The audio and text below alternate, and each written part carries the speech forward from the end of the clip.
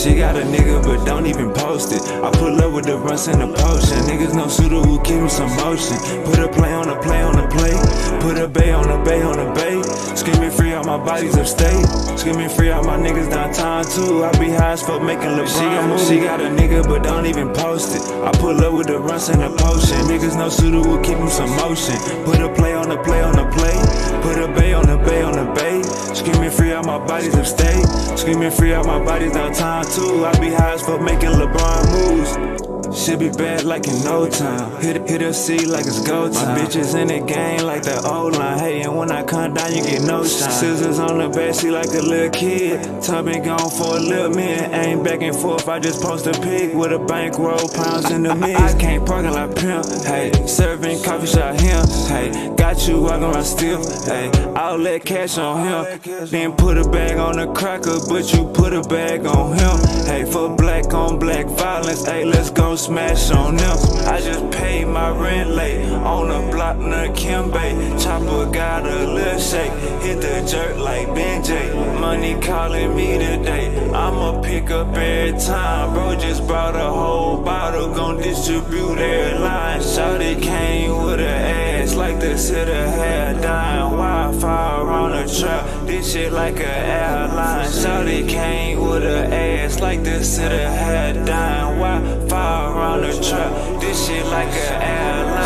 She got a nigga but don't even post it. I pull up with the runs and the potion. Niggas no suitor who keep me some motion. Put a play on the play on the play. Put a bay on the bay on the bay. Screaming free out my bodies upstate. Screaming free out my niggas downtown too. I be high as fuck making LeBron. She got a nigga but don't even post it. I pull up with the runs and the potion. Niggas no suitor who keep me some motion. Put a play on the play on the play. Put a bay on the bay on the bay. Screaming free out my bodies upstate. Screaming free out my bodies downtown too. I be high as fuck making LeBron moves. Gotta get up and get up and get up and get it. You working that job or you stuck in them trenches. Cash to be made, so who out here tripping? My cellular phone got a damn chip in it. Wake up, sign for 30 balls. Still in the trap with dirty clothes. You can be different, work my phones. You can be dead and work alone.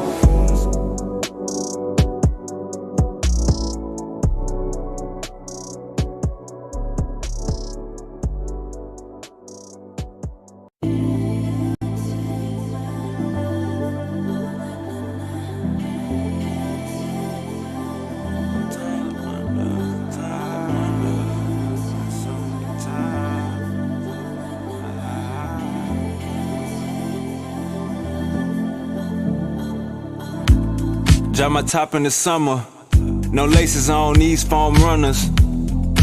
Playing my numbers, wavy got them things in bundles. Bodies knowing the game in trouble, no rain, no thunder.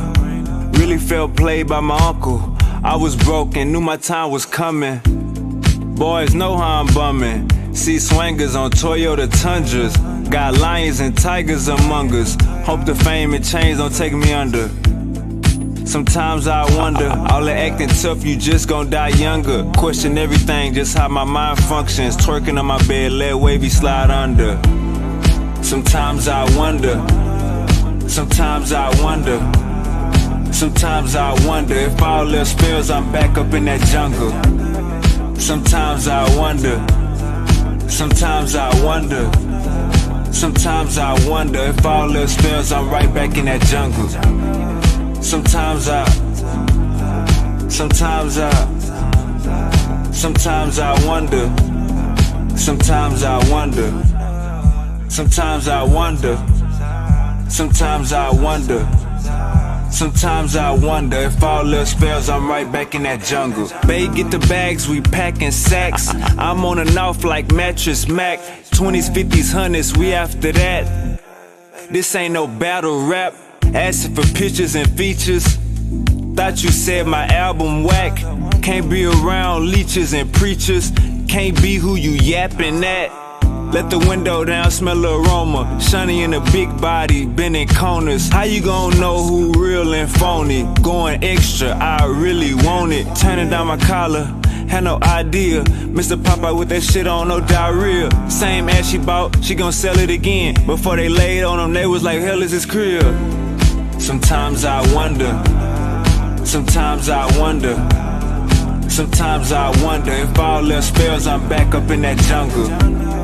Sometimes I wonder. Sometimes I wonder. Sometimes I wonder if all else fails, I'm right back in that jungle. Sometimes I wonder. Sometimes I wonder. Sometimes I wonder. Sometimes I wonder. Sometimes I wonder if all else fails, I'm right back in that jungle. Sometimes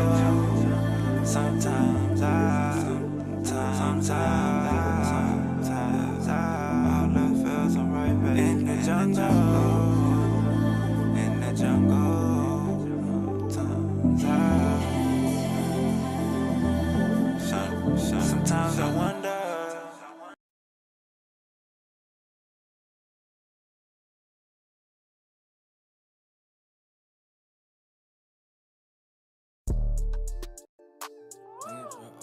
That's when you cold. Good gas in the O. Run me up, oh. I'm steady. Tell how I walk.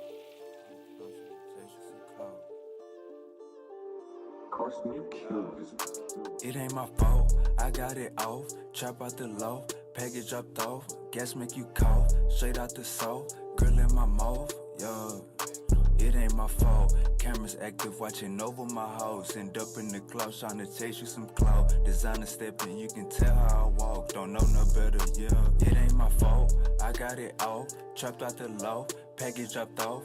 Gas make you cough, straight out the soul. Grill in my mouth, yeah, no, it ain't my fault. Cameras active, watching over my house. End up in the club, trying to chase you some clout. Designer stepping, you can tell how I walk. Don't know no better, yeah. Cancel myself, these niggas some faggots. Changing the reins, hitting with bag. I don't wanna know more, look goofy, I had it. Say they can't see me, go get them a tablet. What in the hell? Who told you go start painting your nails? Way God dangerous with scales. Bit off a piece, I feel well. Say that you need me, I'm near.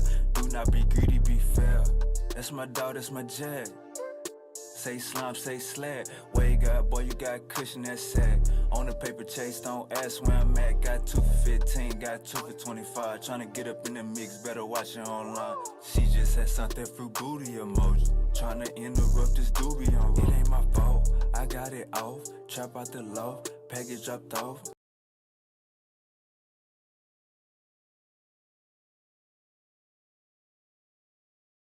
Alright, let's see how my mic sound. Sonny, how my mic sound, gang. Sonny. How that mic sound back there?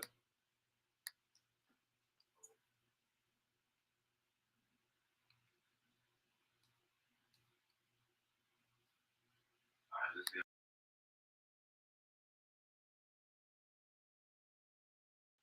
Alright, my mic sound good. Alright, man. Let's get this show started. I'm smoking something called Half Dead. So halfway throughout this show, I might, you know what I'm saying? I might be out of there. You know what I'm saying? I might be out of there. So halfway through this show, you know what I'm saying? I might turn into zombie mode, and we're gonna let the Holy Spirit guide us once I turn into zombie mode. All right, man, it's been a lot of smoke in the streets. Been a lot going on, man. Let's go and get the show started. All right, so it's been a let me see. Let me find this. All right, perfect. All right, so it's shout out to Texas A&M. It's been this cat that Texas A&M got a wide receiver named CJ Concepcion, and Texas A&M got a wide receiver named CJ Concepcion, and he have a speech impediment. You know what I'm saying? So I heard that once this interview went live a lot of people was saying, what's wrong with him? Is he on drugs? Why is he talking like this? And he basically came out today and said, look, man, I'm doing this for all the people that got a speech impediment.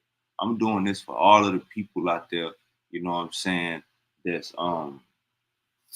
doing their thing. You know what I'm saying? I'm letting everybody know that people with a speech impediment can still get drafted in the first round.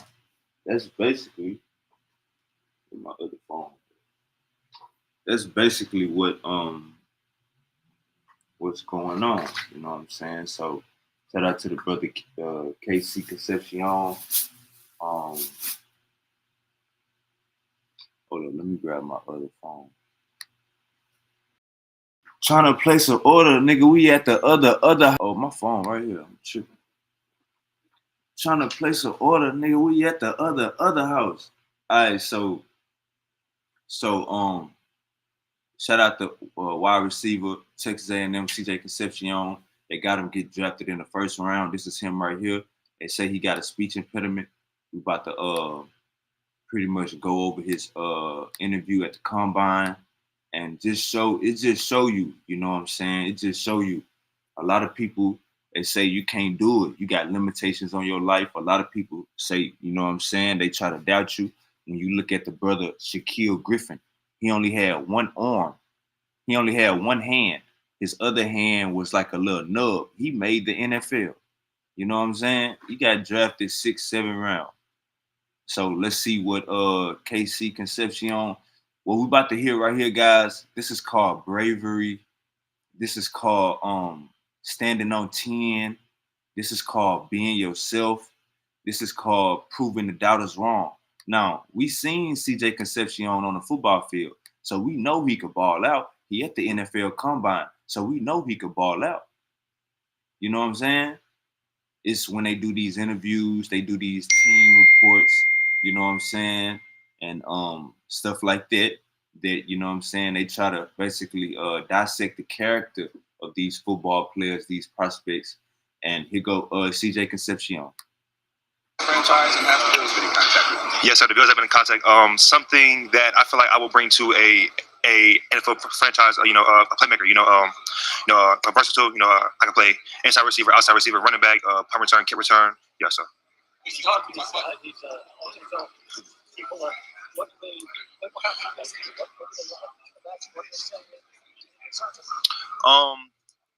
again, they like my, competitiveness. They like my versatility. I can play any position on the field. I can throw the ball. I can run the ball, catch the ball. Something that they said that something that the NFL teams feel like I can improve on is my concentration. This year, I had 7 drops. It's something that I have to work on. I'm gonna work every day, to fix it. And once I get that chance, I'm gonna catch every ball. So that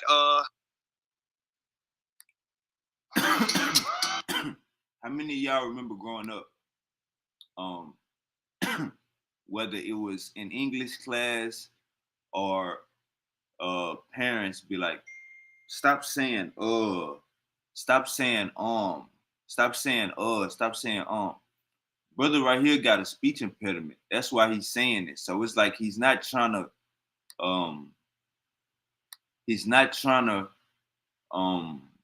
say or oh, you know what I'm saying, that much.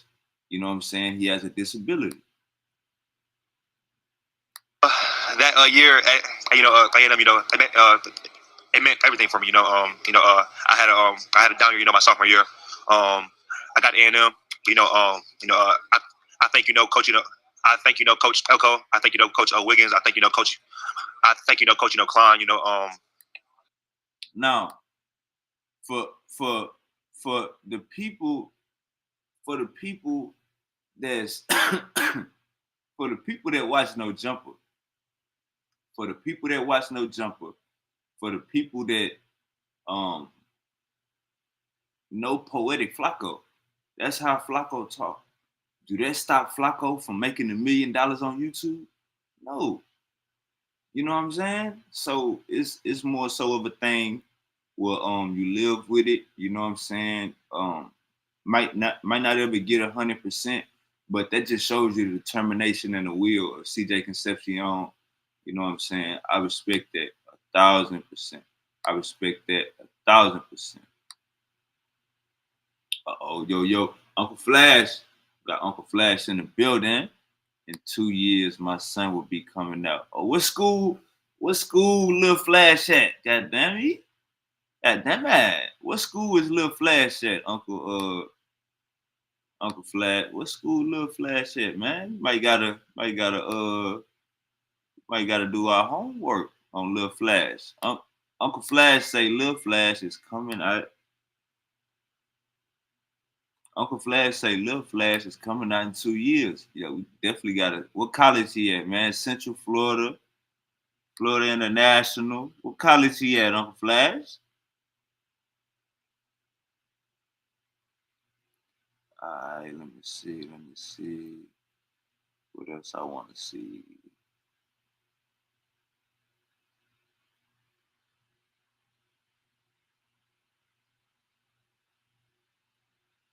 I ain't even watched that. Alright, what else I want to get to? Alright, so I guess it's time to get to Nipsey Hussle, brother.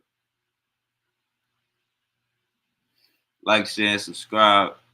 Hey, hit that like button if you learn something or if you find something.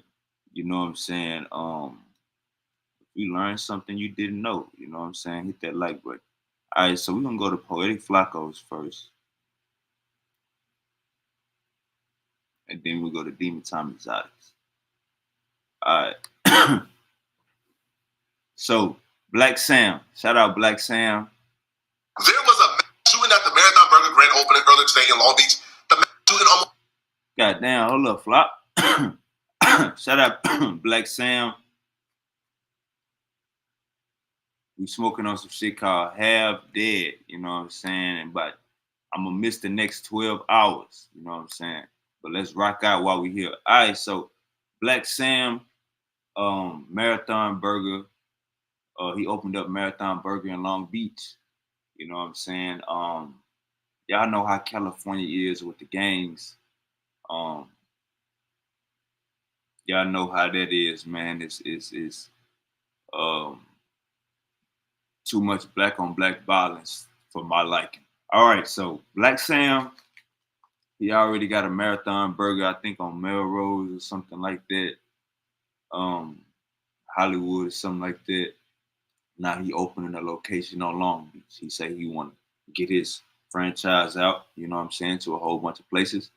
Now, for his grand opening for Long Beach, they said 2 died. Let's get the background story right here. And then I'm gonna give my opinion. We're gonna stop and go like Munchie B said. All right, let's go.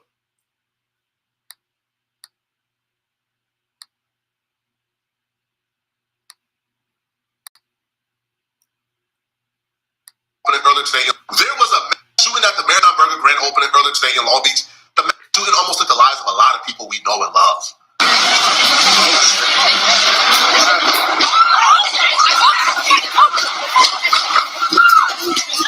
Shots are being fired right now.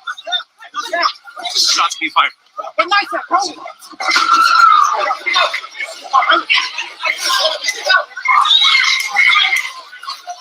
All right, so look, you see this white car right here, gang? You see this white car right here, and you see somebody right next to it and somebody behind it. Why is Nipsey brother behind this car? Where is Nipsey Hussle brother security at? You have this dude that's running with his phone. He's running towards the gunshots. And as he's running towards the gunshots, we see P Nice run and go the other way. Nipsey Hussle brother is right here. If I'm not mistaken, how did Nipsey Hussle die? Because he was thick. But none of them niggas had guns. None of them niggas had street smarts. None of them niggas had balls. So you catch Blacc Sam in this uncompromising position right here. He is behind the car while gunshots are being let off. How did his brother die? Not having no mans with Thukas. What is going on with Blacc Sam right now? I understand we have hood security. I understand we have gang security. Blacc Sam, it's time to get real security, gang.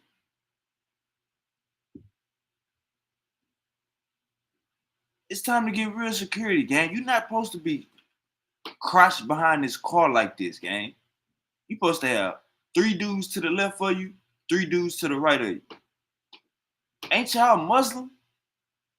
We got to get the NOI to protect this brother, you know what I'm saying, and his father and the family.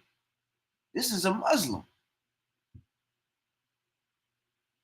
Nipsey Hussle and Blacc Sam being a Muslim, Big U was allegedly a Muslim. We gotta stop with this. The Bible and the Quran, you niggas is not living by it. The only person that's living by the goddamn Bible are people in Israel right now, because they going to next they gonna take over Iraq. Next they gonna take over Turkey. They doing what the Bible told them to do. God say this is your land. I will destroy these other nations. They taking the Bible into their own hands. Them damn Muslims over there in Iraq and Iran, they practicing their goddamn Quran. Do your research. The leader in Iran, he was like, yeah, man, women ain't gotta wear hijabs 27. The leader before we understand Iran, Anatolia just got killed. The leader before him, he was like, yeah, man, women ain't gotta wear hijabs. Yeah, man, everything is good. You know what I'm saying? We getting led by politics. This cat that just got killed by Israel, backed by United States, the Ayatollah and Iran, he wasn't with that shit. If a woman was walking around without her hijab on, that was a sin. The nigga, the Iran leader that just got killed, that nigga was going by the Quran. That nigga wasn't going by no damn politics. So, well, to get back to the point, there's no way Nipsey Hussle, brother, after what happened to Nipsey Hussle, there's no way his brother should be in this position right now. This is impossible. You got everybody running. You go P Nice right here. You got everybody running.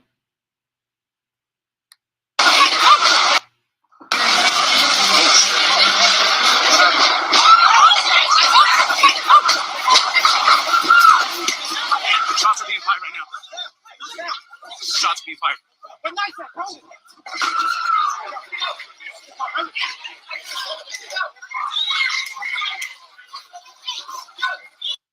Now look, this Blacc Sam right here.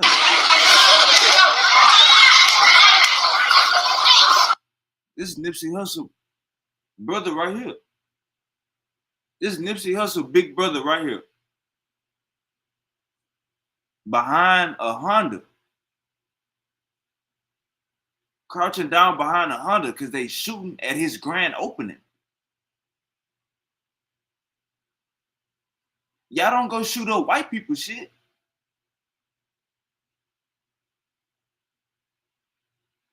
Y'all not shooting up white people shit. Y'all not shooting up white people grand openings. But y'all gonna shoot up a brother shit.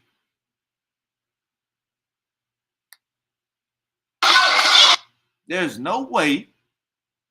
There's no reason. Look, this Blacc Sam right here. This Nipsey Hussle brother crouched down behind a Honda because niggas is shooting at his burger grand opening.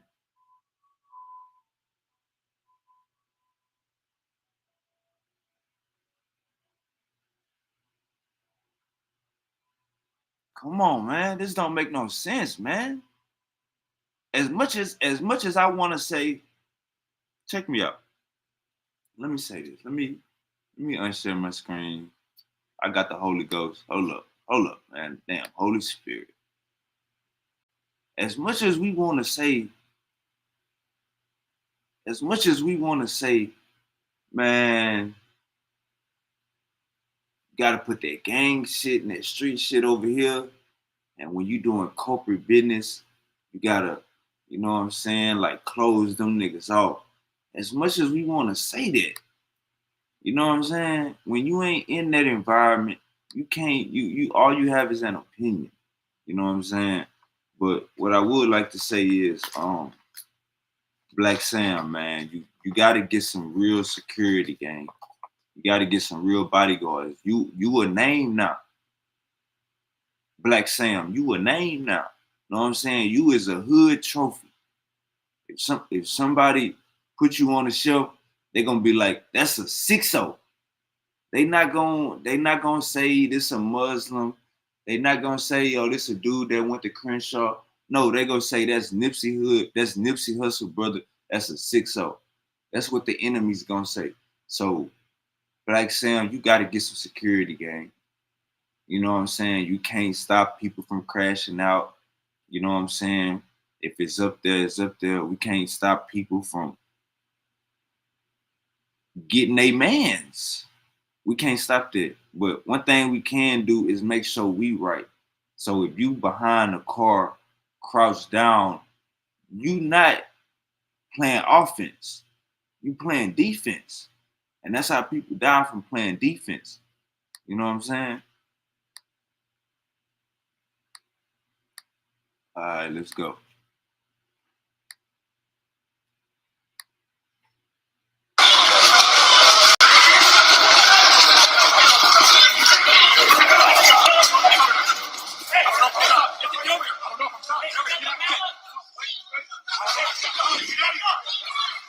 Now look, this Berry Gordy right here. This Berry Gordy, this Brick Baby old friend, he came out on YouTube probably about like 3-4 months ago and said that he was homeless. You know what I'm saying? So you got Berry Gordy at the grand opening. You know what I'm saying? I hope your situation get better, Berry Gordy, if not already is, gang. I hope, you know what I'm saying, hope you put that work in, you know what I'm saying, and everything's straight, you feel me? But yeah, shout out to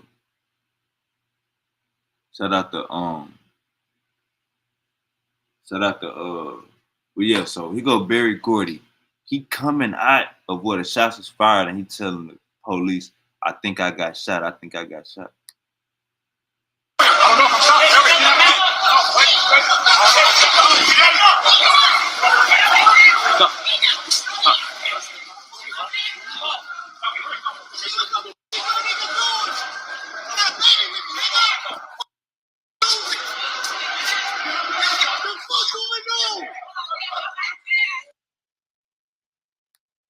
I think that's blood.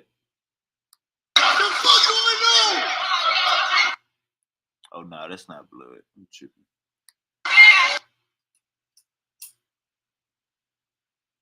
You got Nipsey Hussle brother Blacc Sam ducking behind a car. You got a no jumper hose. This the homie right here, Poetic Flacco. And we was watching that last topic, CJ Concepcion having a speech impediment. This Flacco right here, he got a speech impediment also. That didn't stop him from making $1 million on YouTube. So KC Concepcion, you know what I'm saying, get that money out the NFL, gang. They got you projected to be a first-round pick. Do your thing. According to the police, bro, I may have got shot. You got a lot of people doing a lot of things. You even got P. Nice, our brother. He's walking up there. He turns around when the shooting happened. A lot of stuff is going on in that video. Here's the story that explains it all. So it's the Marathon Burger grand opening. You got a lot of people who's in attendance, a lot of celebrities, but you also got a lot of people who got no business being in a room with celebrities. These are hooligans. These are like lowlives. These are people who you can't pay me to be in the same room with. These are absolute imbeciles. Gang members, they're also there. And that's the problem with doing business on the West Coast.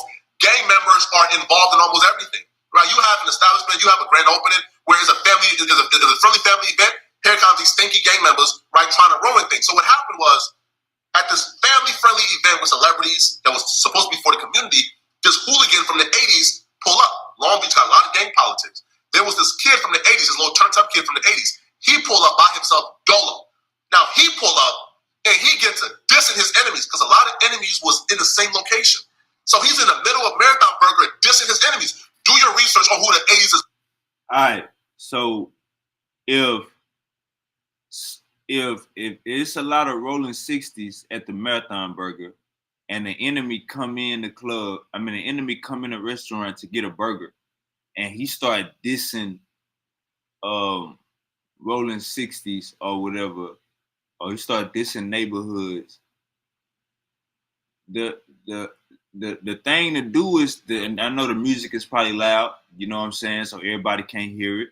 But once a security guard, if there is security guards there, the security guard just tell them, hey, brother, you know what I'm saying, calm that down. We having a peaceful event. This is a grand opening. We celebrating Black excellence right here.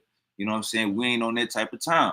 So if soon as a security guard, soon as a homie catch that, you know what I'm saying, and he continues, then you got to get him out. You know what I'm saying? Now, from what this video gonna show, they said they got him out. You know what I'm saying? Maybe it's how they got him out. Maybe it's how they got him out. Maybe, you know what I'm saying, they wanted to handle it, not put the police in their business. I'm not sure. But I remember when the thing with Rockstar happened. Let's pull that up. Rockstar Blacc Sam. Let's pull that up. When the Rockstar Blacc Sam thing happened, it really could have been like, it could have went left.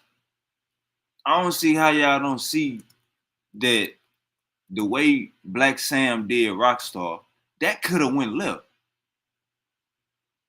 Know what I'm saying? If Rockstar felt foggy, if Rockstar was a stiff nigga, if Rockstar was from Texas, Rockstar would have set that whole bitch on fire.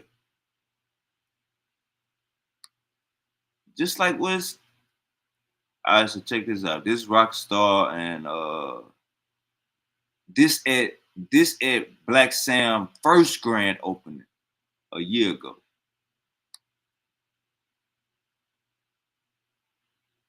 Local tax experts are here.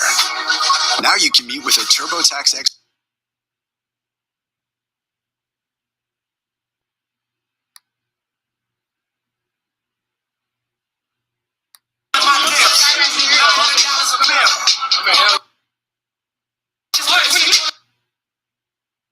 All right, so he basically walked up to Rockstar. They got music playing for no reason. He basically walked up to Rockstar and told him, you hanging out with people that disrespect Nipsey online, get out of here and go do something about it, then come back. So you got Blacc Sam talking gangster to Rockstar, saying go get cracking, then come back. You know what I'm saying? They got the music playing. I don't know. Yeah, they got the music playing, so I can't really. But yeah, that's him basically. They escorted the nigga on to the other side of the street. Basically escorting him off the premises of the grand opening, the first grand opening. Now at the second grand opening, shots fired because everybody not gonna let you escort them like this. Everybody not gonna let you gang up on them and move them out the way. Everybody not gonna do that, bro. Just call the police. Get an elder to call you. I know you don't want to call the police. Get an elder to call the police or get your security. Hell, your security already there, bro. This is a business. It's a business. This ain't the streets no more. So when we see this happen last year, Rockstar accepted it. You know what I'm saying? Rockstar, he ain't go crazy or nothing. He could have went crazy though. You know what I'm saying? And that's the thing. A lot of people not gonna just let you escort them off the premises. You know what I'm saying? So when we go back to this video right here, the second grand opening, this is a pattern, gang. We go back to the second grand opening, and we see shots fired. The magnitude almost.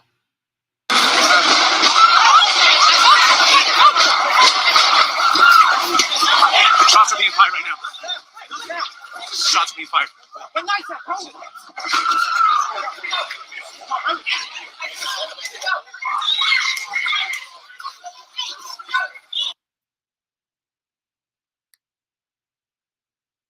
All right, this Blacc Sam right here, behind the car. You know what I'm saying? Crouched behind the car. You playing defense right here. This defense. The nigga that got the gun, they say one of the brothers died, but still, that was offense. So I just want to get it overstood that ain't nothing wrong with having security, man. Ain't nothing wrong with having U.S. Navy SEAL bodyguards. Ain't nothing wrong with having. Remember, Lil Wayne had that goddamn 6'9", 400-pound. Ain't nothing wrong with that. But when this your grand opening and you doing this the first time,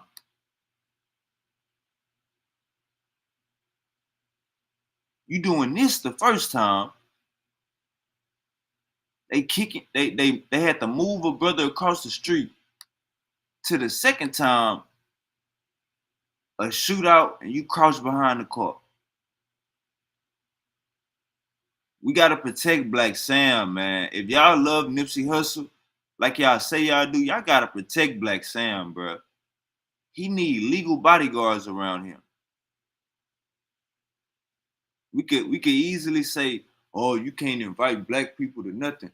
Nah, but when you got gangs, when you having a peaceful event and you got a majority of one gang there, and then another gang pull up and he start set tripping on the majority, that's gang shit. This ain't a grand opening. This ain't a peaceful grand opening no more. You know what I'm saying? So, bro, maybe I'm the only nigga that's looking at this shit clearly, but it's obvious when your first grand opening goes like this, they pushing this dude back.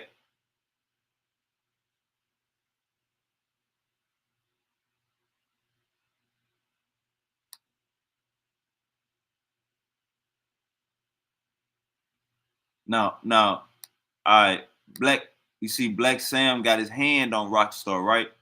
Now watch Blacc Sam start pushing Rockstar to another direction, like guiding him away from his grand opening. Check this out.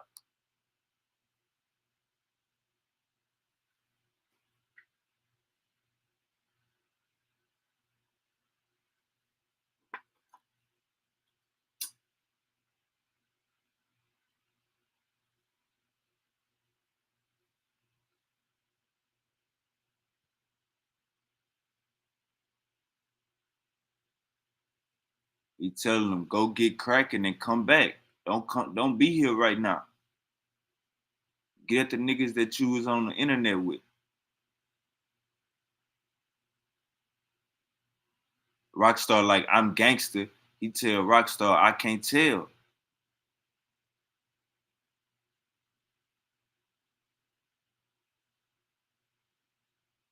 So this go from being an establishment, being a place of business, to some gang shit. And Blacc Sam, you can't be frontlining, gang. That's how niggas get took out, Blacc Sam. Blacc Sam, you to this right here. You behind the car. Blacc Sam, ain't no more frontlining, bro. You gotta be behind the counter, behind the desk, at the DJ booth. Bro, ain't no more of this, gang. You a businessman now. Shots are being fired. But nice, bro. Shots are being fired.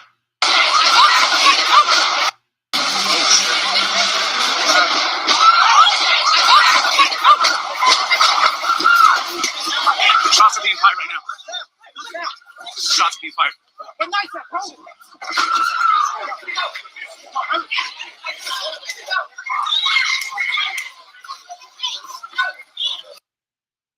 should never be a time where you behind a car like this.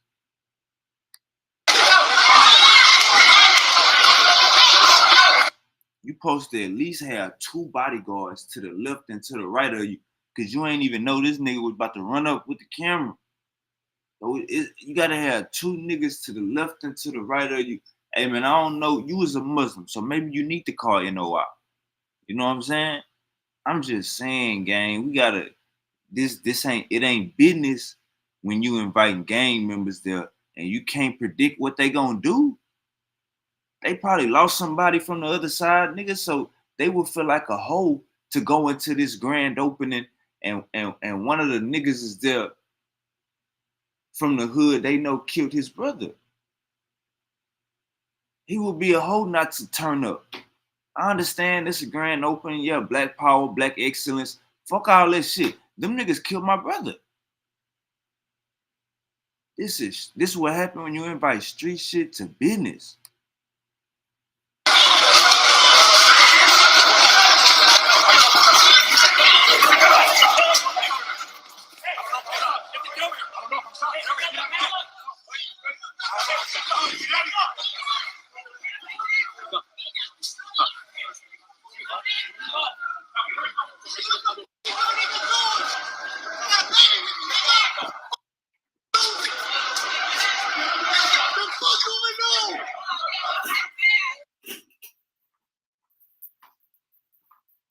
You got Nipsey Hussle, brother Blacc Sam ducking behind a car. You got a no jumper hose, Barry Gordy telling the police, bro, I may have got shot. You got a lot of people doing a lot of things. You even got P. Nice, our brother. He's walking up and he turns around when the shooting happened. A lot of stuff is going on in that video. Here's the story that explains it all. So it's the Marathon Burger grand opening. You got a lot of people who's in attendance, a lot of celebrities, but you also got a lot of people who got no business being in a room with celebrities. These are hooligans. These are like lowlives. These are people who you can't pay me to be in the same room. Now I wouldn't call these people lowlives. I wouldn't call them hooligans and lowlives, because being from the projects is social engineered. That shit was planned before we was born. So you can't call people from the projects lowlifes. You know what I'm saying? That's where they from. Like to say crabs in a bucket. Who put them crabs in the bucket? Who put them crabs in the bucket? Why is a bucket even in the conversation? So we can't call these low lifes and hooligans. Nah, these are our brothers. You know what I'm saying? They just living in the trenches and misled by older homies that was misled by older homies. People who's in attendance, a lot of celebrities, but you also got a lot of people who got no business being in a room with celebrities. These are hooligans. These are like lowlives. These are people who you can't pay me to be in the same room with. These are Hey man. We know how to deal with our people. You know what I'm saying? So we got friends. Let me fix this title. We got friends. Let me fix this title real quick. Fix this. We got friends. You know what I'm saying? We got homies. You know what I'm saying?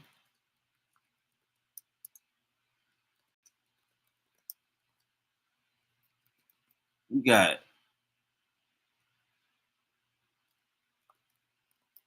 associates.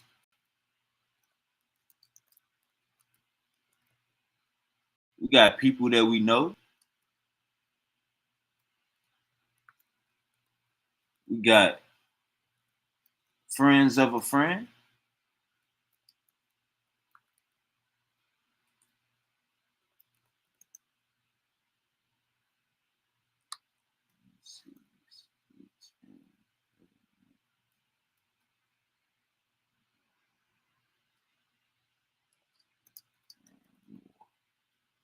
I had to fix that title. You know, once I get that Holy Spirit, I'll be like, damn, let me fix the title. All right. Let's say this. All right, we good. All right, we good. So yeah, you got friends, you got homies.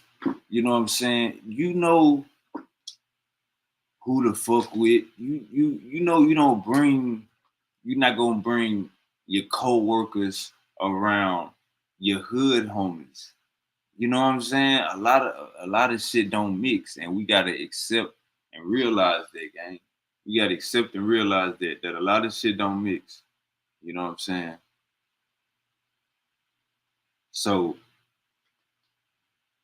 you having this grand opening, you know what I'm saying, and you know it's gonna be dumb big. The best thing to do, gang, is I'm gonna have a grand opening day one for celebrities. Stevie Wonder, The Game, Dr. Dre, Snoop Dogg. Then I'm gonna have a grand opening day two, which is free for the public, and that motherfucker gonna be max security. You know what I'm saying? So that's just how we gotta handle that. You know what I'm saying? We definitely gotta protect Black Sam, man. And I don't see it. I don't see it. You know what I'm saying? Yo, 2 grand openings, both of them, you in a compromising position, because in that first grand opening, Rockstar could have been like, oh yeah, and he could have sent the whole place up. He could have sent the whole place up. He could have sent the whole place up. With this situation, it looked like maybe they tried to. Let's go. Absolute imbeciles, gang members. They are also there. And that's the problem with doing business on the West Coast. Gang members are involved in almost everything. Right? You have an establishment, you have a grand opening where it's a friendly family event. Here comes these stinky gang members, right, trying to ruin things. So what happened was, at this family-friendly event with celebrities that was supposed to be for the community, this hooligan from the 80s pull up. Long Beach got a lot of gang politics. There was this kid from the 80s, this little turned-up kid from the 80s. He pull up by himself, dolo. Now, he pull up, and he gets to dissing his enemies, because a lot of enemies was in the same location. So he's in the middle of Marathon Burger dissing his enemies. Do your research on who the 80s is beefing with in Long Beach. So he dissing his enemies. I'm talking about straight up dissing. Saying this words for him, throwing up sets, really pushing his line and really gangbanging in the middle of Marathon Burger. But he by himself. There's 100 enemies. They could have blitzed him right there, and there's nothing he could have done about it. Well, at least at the time they thought there was nothing he could have done about it if it's 100 of them and one of him. But now we know why he was so bold to do that as the story progresses. So as he's dissing in the middle of Marathon Burger, the enemies go over to Black Sam to tell Black Sam they got to get rid of him. But they not trying to disrespect the grand opening and disrespect Nipsey Hussle and what's going on right now. But bro is bugged out. He's wilding out. So as the enemies is going over to speak to Black Sam to tell Black Sam they got to get rid of this dude or else it's going to get bad, 3 of his homies pull up. Three more 80s pulled up to the scene. All right, let's stop right there. Let's make sense of this shit.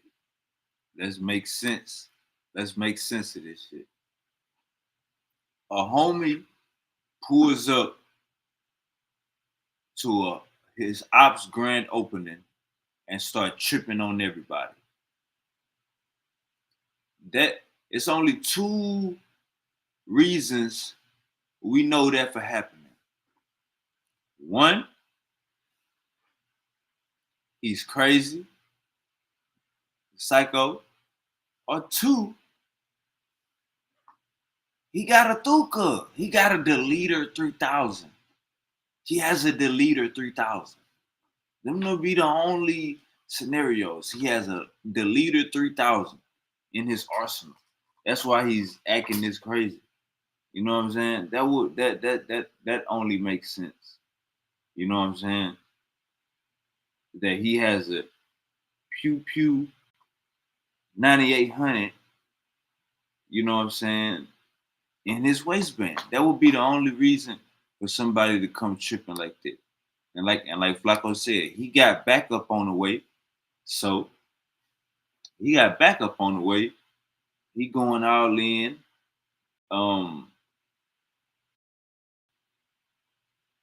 This gang talks to Blacc Sam, tell him, hey, we ain't expect your establishment, but we got to get this dude out of here. Oh, look.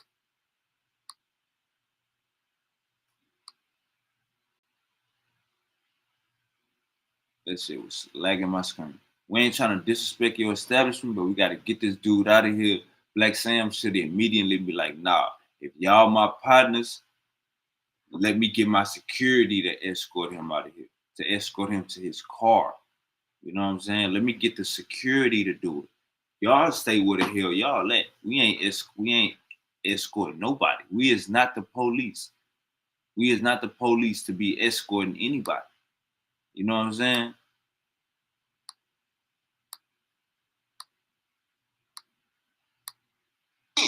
Now enemies is going over to speak to Blacc Sam to tell Blacc Sam they got to get rid of this dude or else it's going to get bad. 3 of his homies pull up. Three more 80s pull up. Ain't no or else it's gonna be bad. If you got love for me, nigga, this my grand opening. Fuck all that goofy shit. Pull up to the scene. Now they pull up not really understanding they low homie was just here dissing, bugging out, doing wrong. So 380s pull up. Now at this point in time, now when the 380s pull up, the enemies is talking to Blacc Sam, but there's 480s and there's 100 enemies swarming them. The enemies told Blacc Sam, listen, he gotta go. Blacc Sam agreed. Blacc Sam said, you know what? You right. So Blacc Sam gathered his homies and said, hey, I need y'all help escorting the 480s to safety off the premises of Marathonburg. So Blacc Sam gathered up his homies. Blacc Sam walked up to the 480 members and said, hey, listen, I appreciate you for coming. I appreciate the support. But right now the politics is politicking. Y'all gotta go. We got an establishment and a family-friendly event to run. The 480s agreed because Blacc Sam told them, we're going to escort y'all to safety. Where did y'all park at? We're going to escort y'all to y'all car. So the 480s members is under the understanding, okay, Blacc Sam about to escort us to our car. We going to be straight. Now, Blacc Sam, though, was not about to get involved in 80 politics. So when Blacc Sam and the homies that he was with walked the dudes out of the Marathon Burger, they was under the understanding of, they're about to walk us to our car into safety. Blacc Sam is under the understanding of, I'm about to walk these dudes off our premises. So as they walk in, they get to a position where it's off the Marathon Burger premises. Blacc Sam stops here and says, hey, we not getting involved in Long Beach politics. This is as far as we can take y'all. So Blacc Sam and them stop. Directly off the Marathon Burger premises, they stop. As soon as they stop, the enemies swarm the 480s. And a fight ensued. Now, it's not much of a fight. It's 4 of them and 100 enemies. They is ragdolling them. They is whooping them. So the young turned-up dude from the 80s, he pull out a gun and he starts to shoot to get folks off him. But as he begins to shoot, there's the problem with gang members, man. Y'all feel like when they make guns, when they make your gun, that's when they stop making guns. But that's not the case because everybody got guns. So when the 80 member pulled out his gun and started shooting, the enemies pulled out their gun and started shooting. 2 of them pulled out his gun and started shooting. The enemies pulled out their gun and started shooting. 2 of the enemies got hit. Leg shots though, grazed a little bit. Nothing too serious. They lived. The 80 member who was turned up, pulling out gun shoot, he died. He died. Now, he didn't die at the hospital. He died on the right. He died at the scene. But the shooting took... I like how Poetic Flacco is not saying rolling 60s for a reason. I like how Flacco is not doing it. He calling them the enemy. Place close to everybody. So Blacc Sam and his crew walked them like up to the edge of the Marathon Burger. But as soon as they walked them to the edge, that's when the incident took place. So the entire crowd was still... All right. So if Blacc Sam walked this dude to the edge of Marathon Burger, like I just showed y'all that video he did to Rockstar, bro, everybody not Rockstar. Everybody not gonna tuck their tail. Everybody ain't gonna come to the grand opening with their girl. Eric Holder, Nipsey Hussle killer, he was with his girl. And look what happened. So Blacc Sam, you need security, bro. You can't be walking people out your establishment with the rest of the rolling, with the rest of the 6-0s. They don't even, that bro, everybody not gonna everybody is not Rockstar. Let me just say that everybody not Rockstar. Near them when the shooting happened, and you can see when Blacc is walking up, he's walking up with a dude that he's with who got shot in the leg. Right? The gang members weren't the only one who got shot, but multiple civilians also got shot.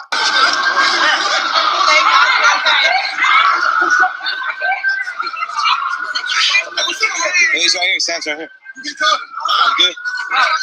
You good? Oh shit! We got. Oh shit! Oh shit! They got him. Oh shit! Oh. Oh.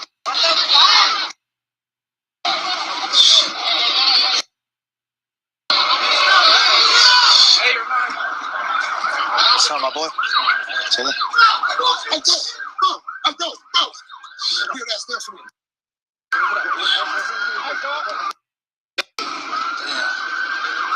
he all right? Is he all right?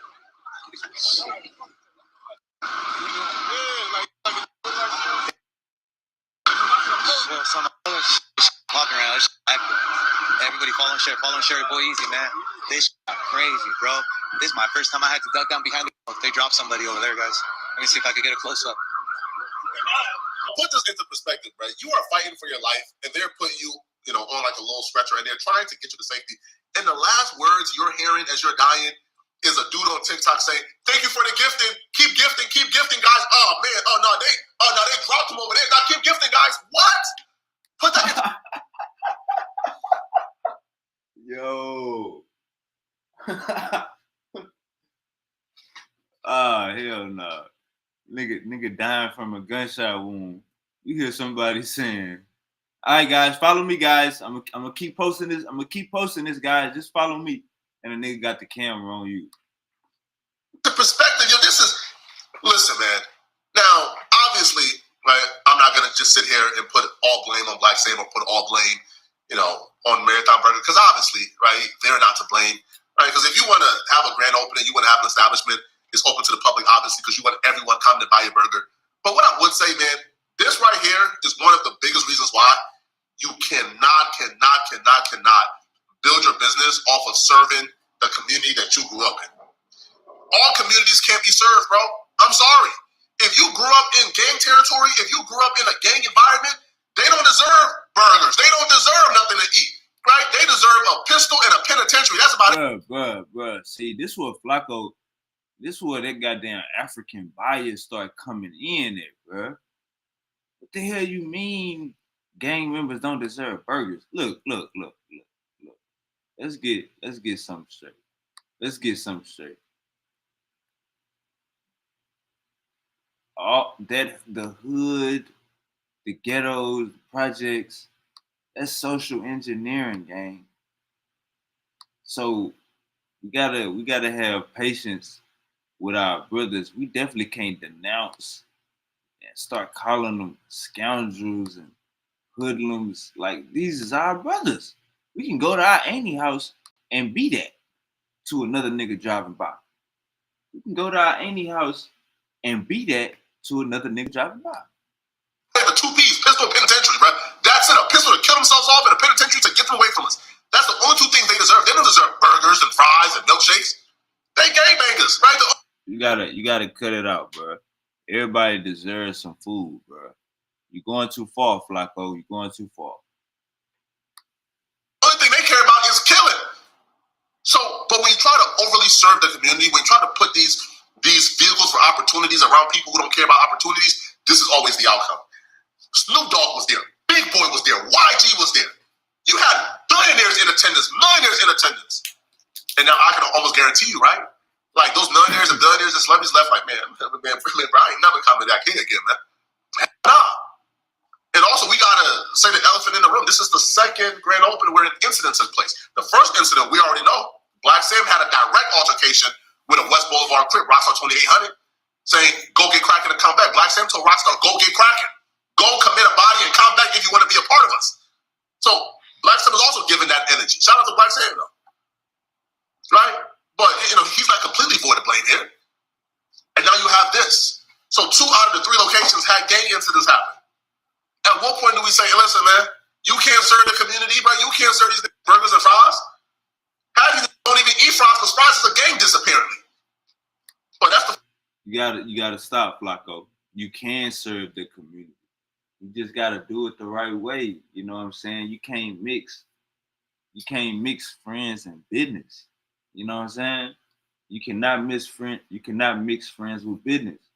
So when you having celebrities like Steve Wonder, Snoop Dogg come to the grand opening, for the public, you gotta have a day 2. You gotta have a grand opening day 2. You can't have them there when Stevie Wonder there. Come on, gang. full story, man. That's the 100% truth. Now it's unclear, who the suspects are, who's gonna get arrested, who's not gonna get arrested. I don't know, man. But that's the 100% truth. Now I'm being more charitable here, right? I'm leaving out certain gang names. I'm leaving out a lot of details because not only do we see what you doing, Flacco. We see you saying, "Goddamn, the enemy and the enemy." The hell. I know who's involved. I know the names of the gang members involved. I know the name of the young 80s dudes who was in Hey, hold up, goddamn, Flacco. Slow down, Flacco. I seen him do it. I seen him. I know who did it. the building doing it, but hey, right? I'm straight. You feel me, right? I don't got a report on it, all right? And by the time this video drops, I'll be on my flight. All right? I'm filming this at 6 p.m. and my flight is at 9 and I'm gone. Okay? But man, this is Yo, Flacco say, nigga, I'm gonna be gone. You know what I'm saying? I'm gonna be out of California once this video drop. This is terrible, man. This is terrible, man. But y'all let me know what y'all think about this, man. Like, subscribe, comment. Also, if you enjoy this content, I'm sorry about the quality. I had to get it out. I was not supposed to drop a video today, but I just had to. But Flacco say, nah, y'all gonna get this content, gang. What y'all think, man? Y'all think how they escorted Blacc Sam out? Y'all think everybody just gonna let you escort them out that way?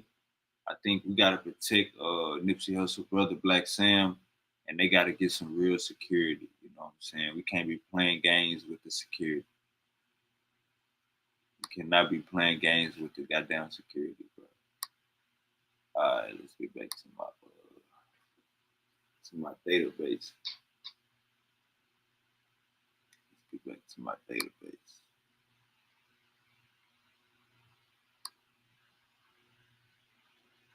All right, so now we're gonna catch us. How we looking on the time? Oh yeah, we just poked that hour. Let's go. What I want to see. All right, here we go.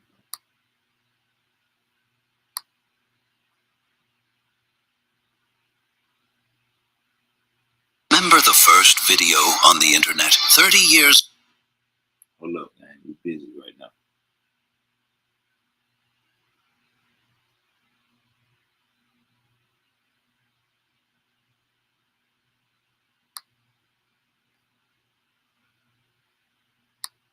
it's a lot of different celebrities out there, and a lot of different people from the community, especially my community, the LBC.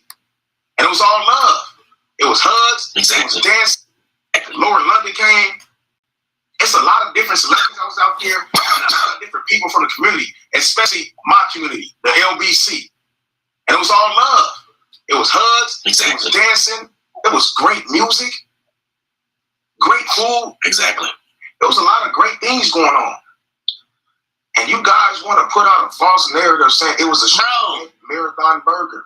Bro, are you playing semantics? It was a shooting around the corner from Marathon Burger that derived from Marathon Burger, and that you gave Blacco the information, because I'm sure he got it from you. And Blacco just put it out that they walked these guys to the edge of the fucking building and took the protection off them, and then the enemy swarmed them. Then they shot the guys that were trying to swarm them, the 4 guys from the 80s. So you need to be hollering at your homeboy Flacco right now, because I'm almost sure he got the information from you or somebody that you put him in contact with.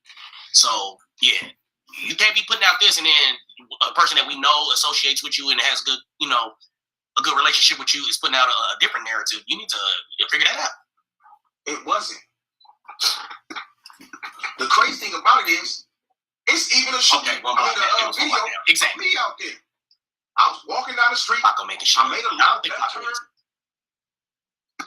I wasn't. Y'all gotta understand, like that's why I said, even though I didn't really care to watch Flacco's video, I knew for sure he was gonna have some information because he's tapped in with the Long Beach Crips. You know what I mean? It was a point in time where they was acting like Flacco was a Long Beach Crip and was tapped in with all the LBC Crips and shit. So that's why I was like, oh, Flacco did something. I know how Flacco does it. He don't be first to the party. He might be last to the party, but he got a lot of the info that we didn't get to pick up. You know, he's tapped in with a couple more people and got a little bit more info than the rest of us. So that's how I already knew that he was going to, you know, have the information. Bobby G was prob hotboxing and his whip and just got spooked. Nah, I think 2 years. You know what I'm saying? So he's yeah.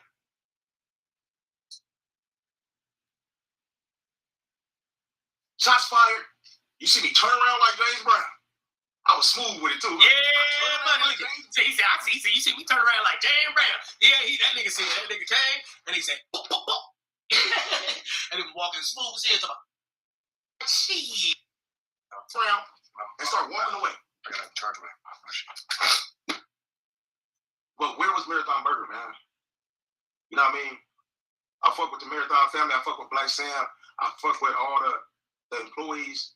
You know what I mean? I just don't like that false narrative put out there on them as if it was a shooting at their establishment. I got a video. Semantics. I got a video of the whole aftermath of the scene, right? And yeah, you see a lot of police out there and everything. And guess what they was doing? It's nothing going on at Marathon Burger grand opening. And they trying to stop us from having a good time. What? Why the fuck?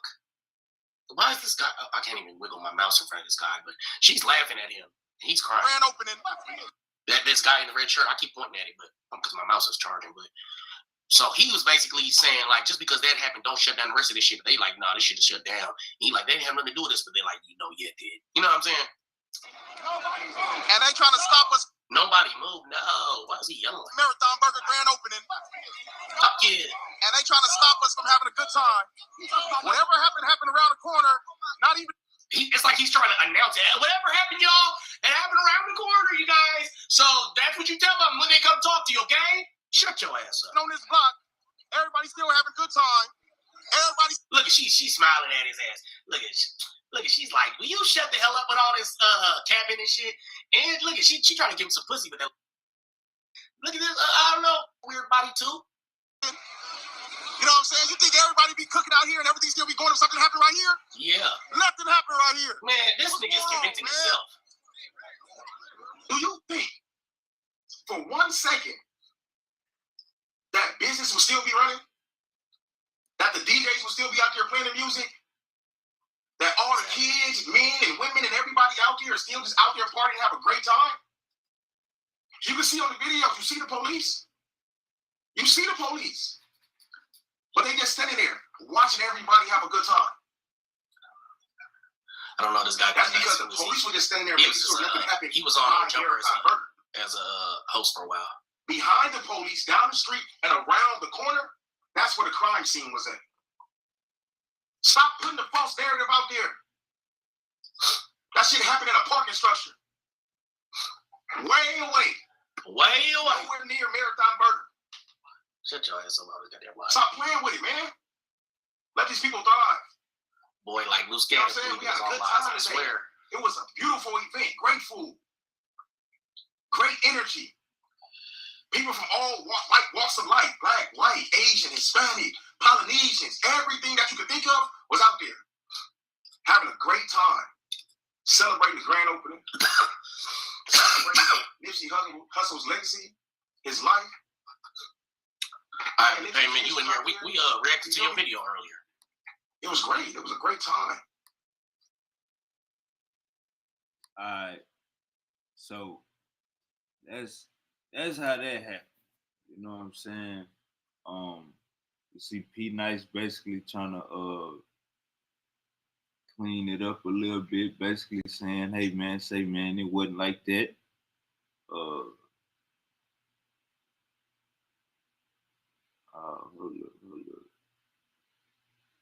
ain't trying to do that. All right. You hear P Nice basically saying it wasn't by the highs, it wasn't over there, it was somewhere else. You know what I'm saying? All right, so I think we pretty much got a good glimpse of that. I think I pretty much said everything I wanted to say with that. We gotta protect Black Sam.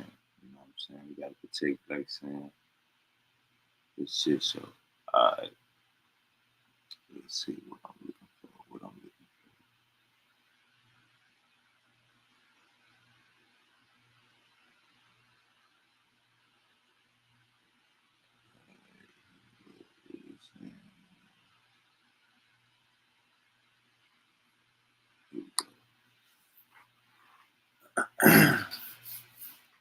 The supreme leader of Iran.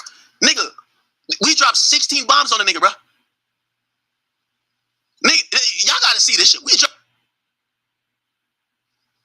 If I'm streaming at 6 a.m., just get the message out. So if you wonder why I stream tonight, is basically because of that. You know what I mean? Like, of course, I don't care if there's 5,000 people watching us tonight. It'll be the same stream. It'll be the same message. I know I could have saved it for tomorrow, but I think I'm like, God damn, let me get a hold of this. All right, so I'm about to get into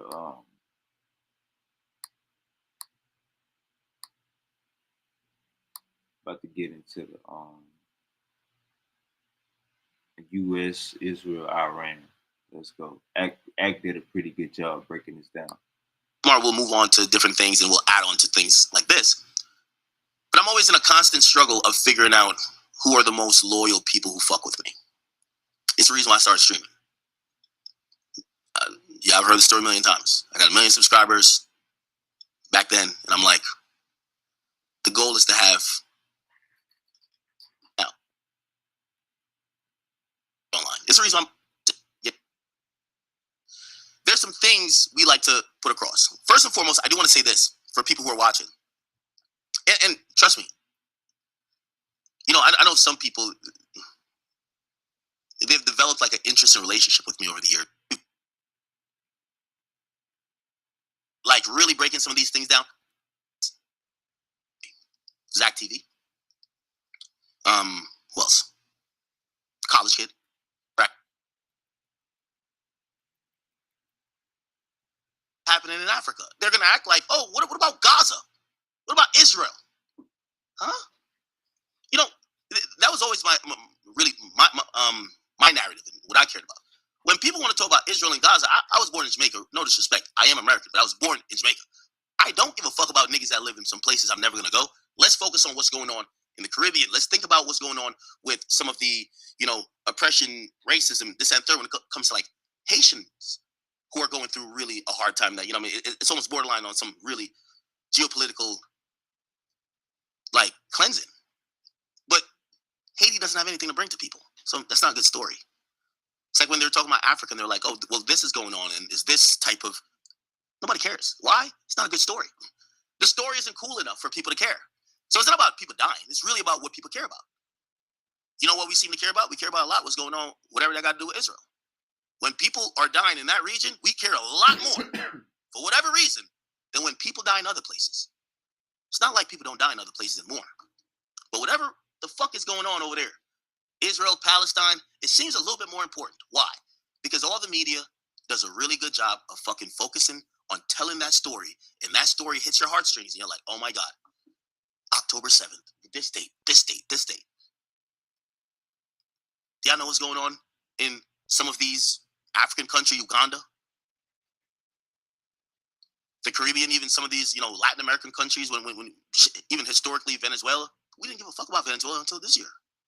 So you kind of get to realize that, man, a lot of, you know, this is not within our reach, even though it feels like we're kind of teetering or like approaching it. I'm telling you that the things we care about in the world is all about the things that are propagandized by the media to tell us the story we care about. Of course, innately as humans, we care about all crime, all murder, all oppression, people getting taken advantage, people who are, you know, in oppressive regimes. But it seems like the ones that we always mobilize for seem to be the ones that tell the story the best. And I've realized I'm part of that infrastructure, not necessarily I care about Israel and people, but if you have the ability to tell the story and get people interested, just like I got people interested in what's going on in Chicago, utilize that power and tell stories to get people interested in different things. Unfortunately, this is an unavoidable one, so we're going to have to talk about it. But I hope you understand from what I just said in the last 10 minutes where I'm looking at things. There's a lot of things going on in the world. Like, they focus on certain things at a time. Oh, remember it was like remember, I work in the media, so I seen it. There was a good couple months, everything was about planes are crashing every day. Malfunctioning. Okay. Stop hearing about that. This is happening all the time. You stop hearing about that. So anyway, the media really is an important wing of everything. Anyway, I'll kind of get into everything. Welcome, people. Welcome. We are here. I think we're at the bones. The bare bones. Somebody said, why am I awake? It's going to be an objective conversation happening where it's like, yo, did 6ix9ine ruin all the guys' lives that, he like Trump? I'm not saying I agree with everything he's done, but will I still say I support the fact that, if it's Trump or Kamala, I'm rocking with Trump. If it's Trump or Biden, I'm rocking with Trump. Yeah. Now, with me saying that, everything I say afterwards, you should take me saying that and be like, well, can we just act on that? And it's okay if you say, nah, I'm going to go with my gut. Go with your gut. Always go with your gut. These other niggas like to try to tell you, go with your gut. Whatever you usually think is instinct. Whatever you think, you're like, nah, this don't feel right. This don't sound right. Look at this motherfucker lying. Why is he saying this now? He said this before. Go with your gut. Don't go with me. Go with your gut. As things get a little bit more complicated, that's the only thing I could always tell you. Which it's not a pro-me argument, it's a pro-you argument. I don't think the audience is stupid, especially my audience. I think I have one of the most intelligent audience, per viewer than anywhere in the world. Anyway, we'll get into a few things today. I do want to kind of explain to you what's going on nationally and internationally when it comes to this Iran thing. I'm not a political expert. I like to call myself well-read, well-studied. That's what he believes. I disagree, but that's my nigga. And I always respect any audience member who could disagree with me on, well-versed. I try to pay attention to a little bit of care enough that I'll figure out all the info to tell you the story. So I'm going to tell you the story today. So, Donald Trump announces. Hey, this is why Act one of the GOATs. Act about to break this shit down to a T. So, Donald Trump announces that we are going to do some military actions on Iran. Now, it's very interesting.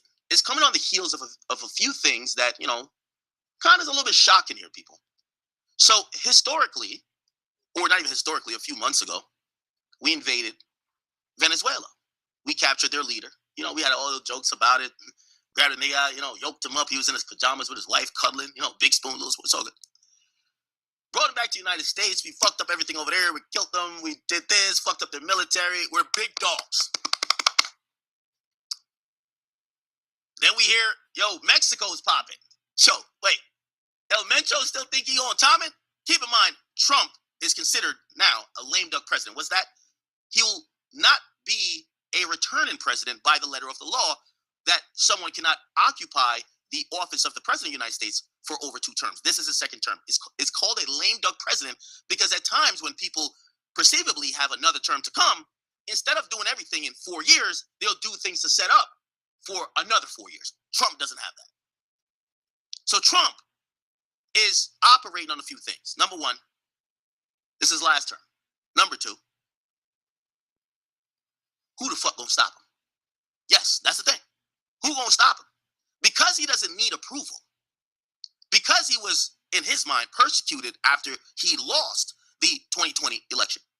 In his mind, let me get everything I need to get off now. Fuck them other niggas. Really, that's kind of how he's moving.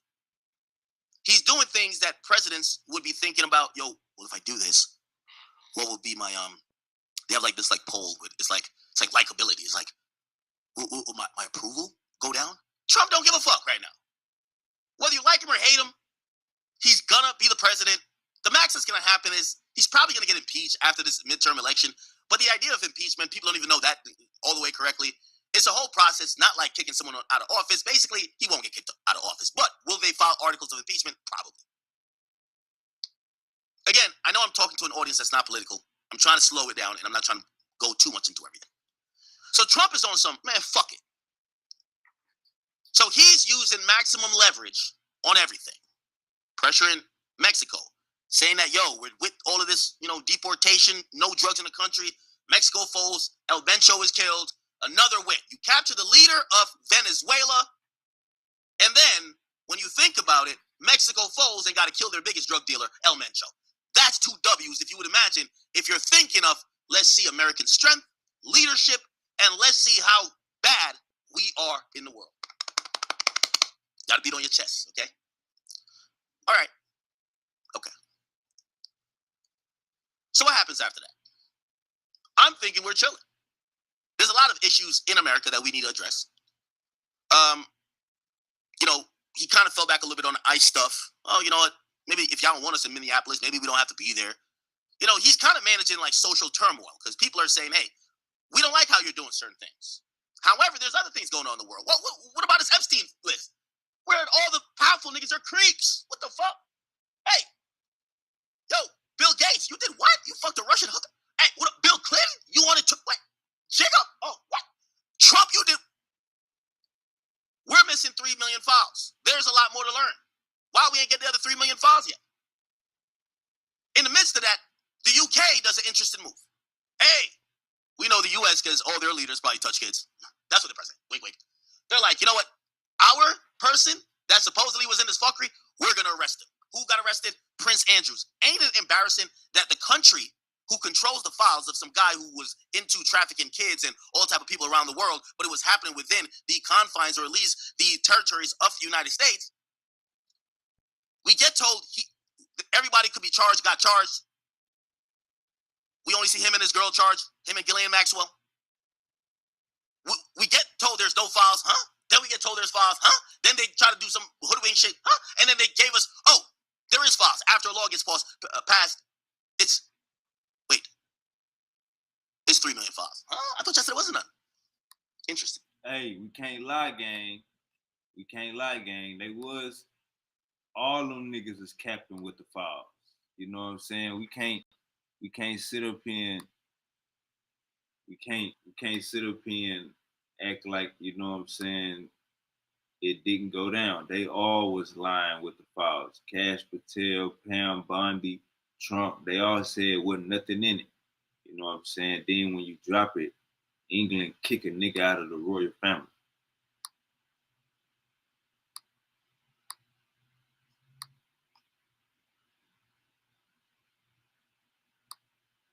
So we was definitely lied to. That happens, Chad. That happens. Where the rest of the files? Oh, we'll give them to you later, but just look at these for now. You look at the files, half of them are redacted. We don't know what's what. We get to find out later, half of the redactions look like they're protecting the predators, not protecting the victims. What? But what could you expect from the people who told us at first there's no files, there's no list, there's no whatever, and then they said, oh, my bad, oops, we forgot, here's 3 million, go through those. What? Where can we find the fucking truth? Where? I'm a little blurry, sorry. Okay.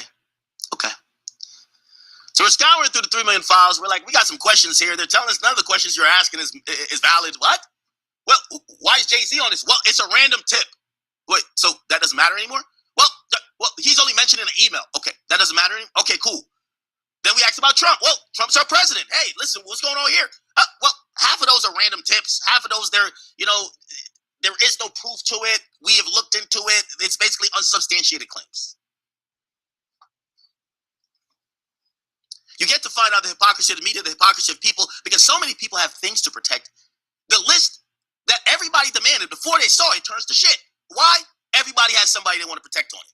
When it comes to Jay-Z, we're tearing down black men. That shit was utterly ridiculous. Why are you looking at it?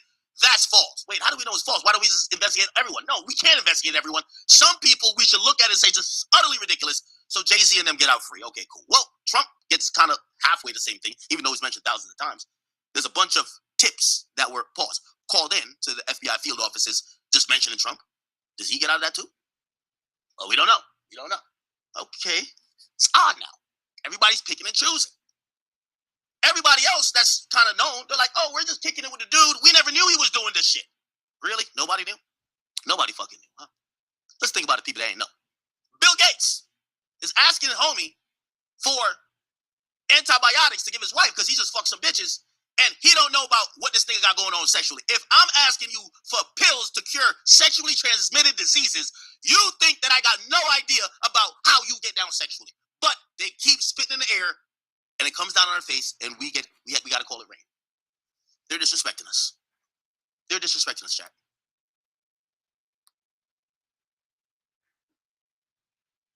All right, hold up. Let me fix something. Hold up, gang. Let me fix something. I thought I had. Let me fix something. Like, share, and subscribe. It is going down. Act about to get into Iran leadership. We actually placed a president in Iran. Act about to break all that down, man. It's about to be beautiful. Hold up real quick. Oh damn, I was moving too fast. I ain't even get myself together. I was moving too goddamn fast. All right, let's go.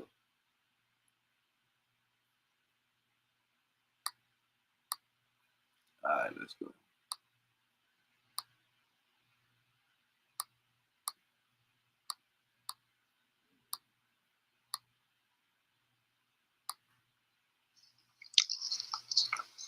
Bill Clinton. Oh, I regret even being around this nigga. I didn't know he was doing that.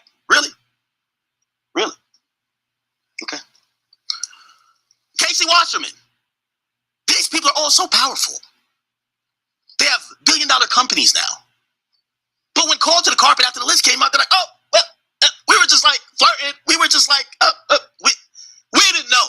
We didn't know. Plausible deniability. Nobody knew that the creep they were friends with, that they were talking about non-business shit with, was a creep. Come on, bruv. If me and you were friends, we talk about hoes and bitches and this and third. At a certain point, it's a legit. I'm not saying all of them knew. But it's a legitimate question to ask. It is a legitimate question to ask. I've never said everyone's guilty in that Epstein list or that's in the files.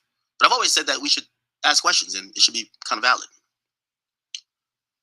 People have pointed out, well, you know this guy and he's been accused of that. And I'm like, hey, I also do understand that idea of I didn't know. This is the first time I was made aware of it. Completely, a feasible thing. But I'd never say, don't ask the question. Not because you fuck with me, don't ask the question. But we keep hearing that. So the list is going to shit. We don't know what. They came up with 7 people or 6 people. They said, if we were going to lock anybody up, these are the people we'd lock up. Only the UK locks anybody up. And we're now just saying, what? And then Trump comes out. He's like, because people are saying, we need some answers from the former president, Bill Clinton. Bill Clinton and Hillary. Hillary's a good girl. I love a chick like Hillary. A chick like Hillary's like Kobe's wife. Yeah, even if I fuck them other bitches, I want my bitch to be with me, standing 10 toes saying, I love my husband. He's a good man. That's what we love about Kobe's wife. Kobe's wife's the best. She's the best. We know Kobe didn't do nothing in Denver. Yeah, we know that bitch was lying. But Kobe's wife, instead of taking the moment of saying, you know what? You dirty little dog, you fucking cheated on me when you're on away game, and add on to what the public was saying about Kobe. Kobe's wife sat there looking disappointed with that big fucking ring on her finger and let Kobe go through it, but she stood there with them in solidarity. This is why in the passing of Kobe, rest in peace, not one motherfucker could say nothing bad about Vanessa Bryant. I like Hillary Clinton for that. She went through the gamut. The man was fucking. Act. You gotta stop that player hate. Act. Gullah. Goddamn, bro, you was winning Gozy? Why y'all ain't pull up?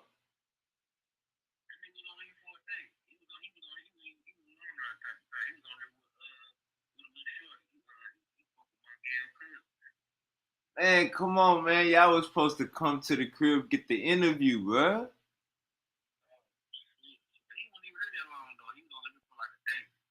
Hey, man, next time, That nigga came Saturday and left motherfucking Sunday and shit. He was here with his thing. Hey, man, ain't nothing wrong with a 1 hour, 2 hour interview, man. Next time that happen, man, come on, Gullah. Oh yeah, he got a little thing out here now. He cool. Motherfucker, he come back out here in April. Yeah, man, you gotta let him know, man. Every time he come to H-Town, he gotta tap in, man. Get that in person. Oh yeah. Come on, Gullah. Oh yeah. Don't be harboring the pseudos. What you talking about? Man, don't be harboring the pseudos from me. Oh man, that nigga ain't pseudo. Oh, you crazy.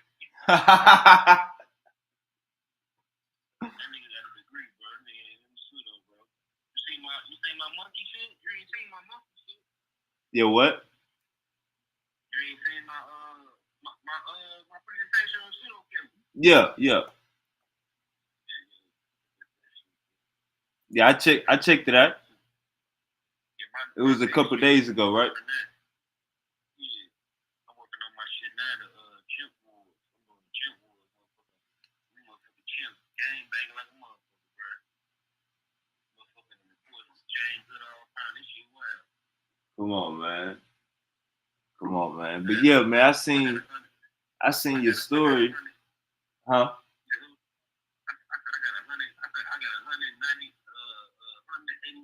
$189 book on fucking primate, bro.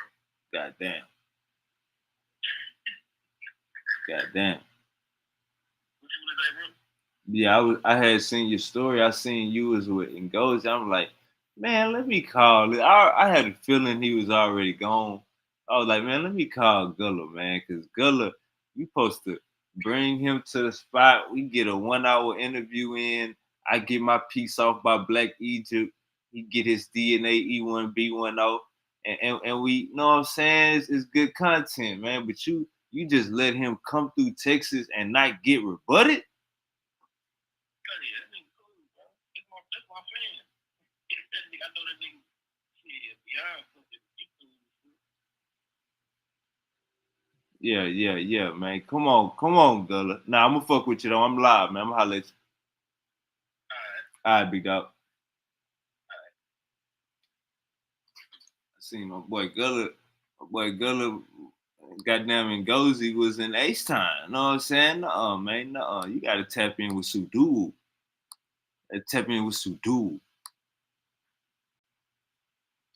In the Oval Office getting head, skull fucking a bitch, Monica Lewinsky. The world these days, the shade rooms, all these outlets that cater to these women, this feminist ideology of fuck these guys, we could just flip the game up. Life, and I'm wondering what the hell she done either. But it is the thing where it says that if greatness comes or emanates from a man, a woman that's standing next to him, what they say, behind every great man is a great woman. They love to siphon off the credit. I know, I'm on a monologue and a tirade, but just bear with me. This is why I've been doing a late stream. Just bear with me. I'm telling a story. So cool. The Epstein files has turned to shit. We don't know what's what. We don't know who the predators are. We kind of got some names, but they're like in the winds. We got to get to this Lex Wexner guy. He did a deposition. I got to go watch that. I want to watch it with y'all. He looks a little odd. Prince Andrews get arrested. Jay-Z hasn't been seen unless it's Super Bowl, and he just looks guilty as fuck. It appears that Trump might be playing. He got some shit going on where he may have like made sure everybody clear his name. There's another thing coming out clearing his name. Bill Clinton cleared his name, and also Ghislaine Maxwell cleared his name. But Ghislaine Maxwell got like a new prison that she could be in, which is super safe and cozy. So it's incentivized for her not to say anything. Bill Clinton, who, you know, even he's a Democrat and Trump's a Republican. Trump recently spoke out for him. Why y'all messing with him? And he comes out and he says, "No, I never seen her with Trump." Okay, all right. Maybe this is all real, or maybe this is all everybody saying, hey, let's do the best what we could do with what's presented. I don't know. I just like to ask questions. So should you. So we've been wheeling. Okay. Venezuela, distraction. What? Y'all kidnapped the president? He was sleeping? Oh, that's crazy. What? Mexico? What the fuck? We talking about Cancun? Tulum? What? Y'all gave intelligence that killed El Mencho. El Mencho's like, what? Damn. Oh, that's a good distraction, I guess, right? No more fentanyl. No more fentanyl. No more fentanyl coming to the United States. Okay. All right. Then out of the blue, out of the motherfucking blue chat, we get, and there was rumblings. So let me not say completely out of the blue. We get this. A time ago, the United States military began major combat operations in Iran. Our objective is to defend the American people by eliminating imminent threats from the Iranian regime, a vicious group of very hard, terrible people. Its menacing activities directly endanger the United States. Now, I hate to pause the President of the United States, but I got to. I know I'm not geopolitically the best, but I know media, and I know how people's minds work. It's the reason why I always tell people the most important part of, the media is so important, because that's where people go to for their information. They go to for their interpretation. So I take my job serious. That's why I tell every rapper, don't even fuck with me, because you get on my bad side, what do you think it's going to turn out to? But okay. Let me just go over what this nigga said. So Trump, after we kidnapped the Venezuelan nigga, we killed the biggest drug lord, this is what he told us. Venezuela is one of those people, they were dealing drugs. By the way, if you don't know, one of El Chapo's sons that's snitching already testified that they're plugged. I kid you not, Chad. I kid you not. El Chapo, look. He testified. Hold on. Or through his cooperation. I can't. El Chapo's son may testify against Maduro through the vetting of El Chapo's son, who's gonna tell. This is a video. Remember, I told you he was the demon. When they got to it and they said, listen here, you Mexican motherfucker, where was y'all getting some of this shit from? He just flat out said, the president of Venezuela, he just snitched on him. And yes, this guy's telling. Matter of fact, the whole El Chapo family telling. But they said, they told, this guy. You're like, what the fuck? So now we're trying to make, we're trying to make this make sense. So Trump tells us Venezuela is really evil.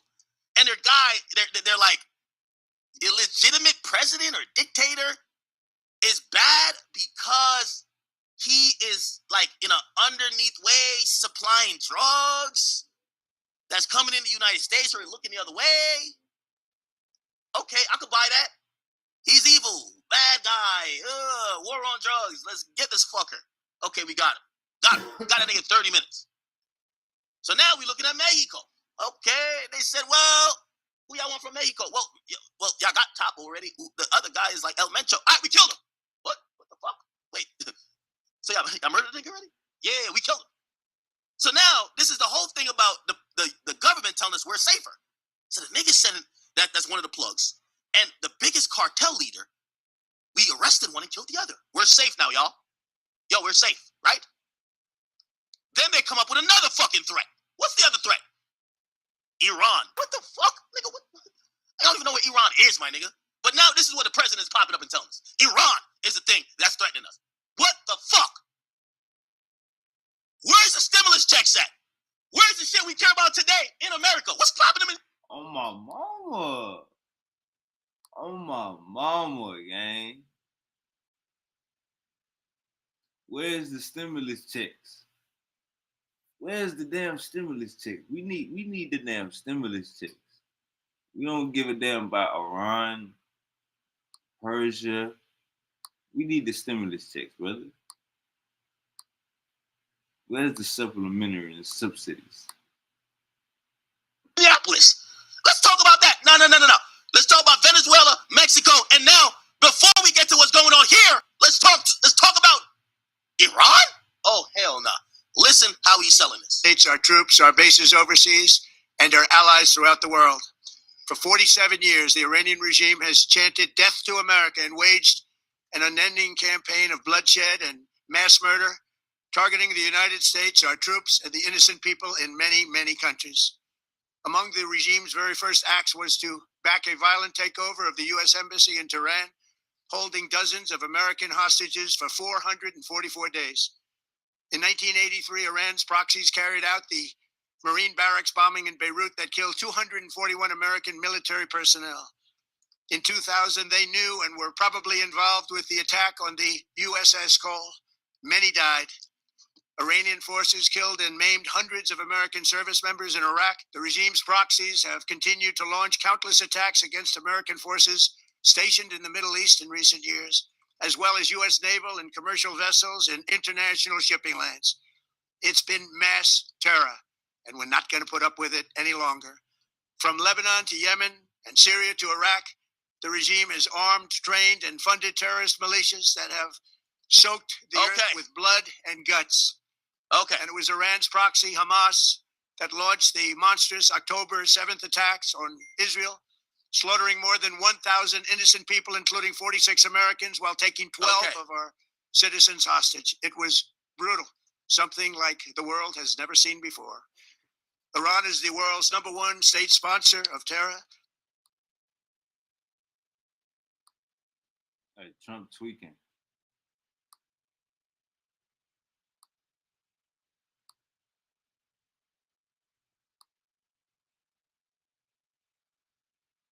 And just recently killed tens of thousands of its own citizens on the street as they... Okay, I got to stop it here. This is where y'all tune in. With all due respect,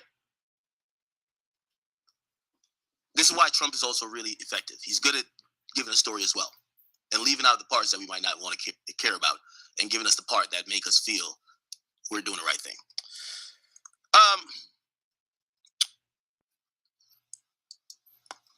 I want to give you the story of what's happened, or what the whole thing is with Iran.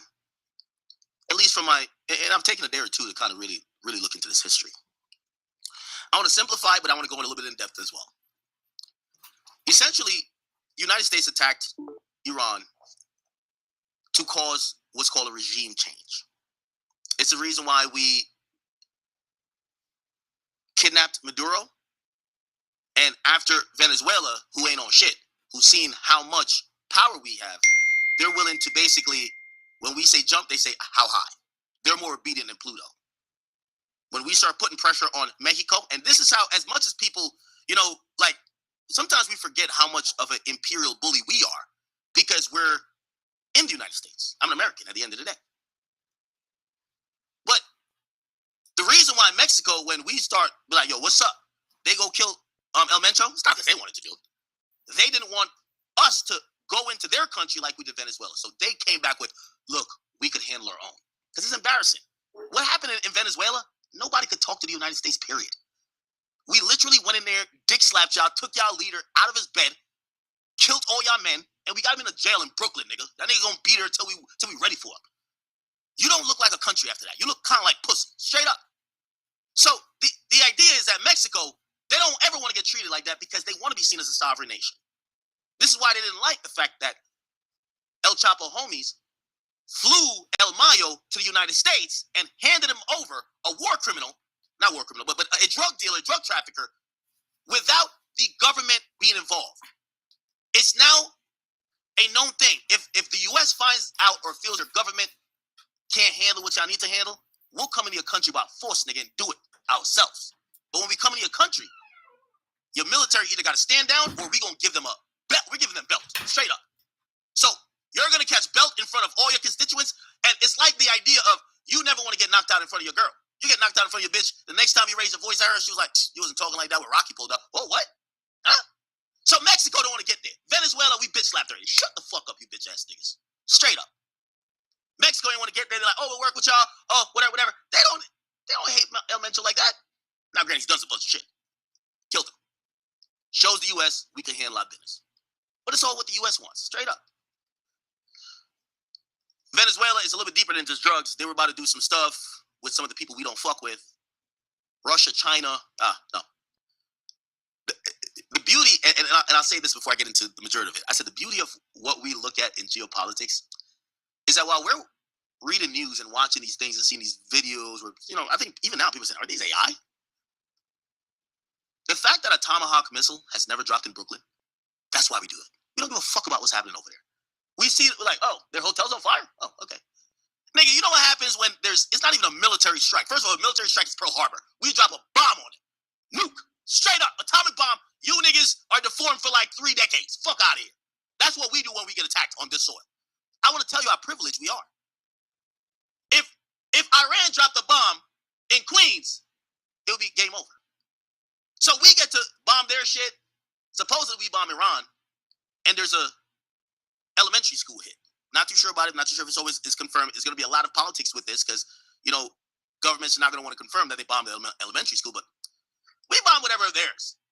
The reason why we have this demeanor towards freedom and also war is that we don't give a fuck when no bombs comes over here.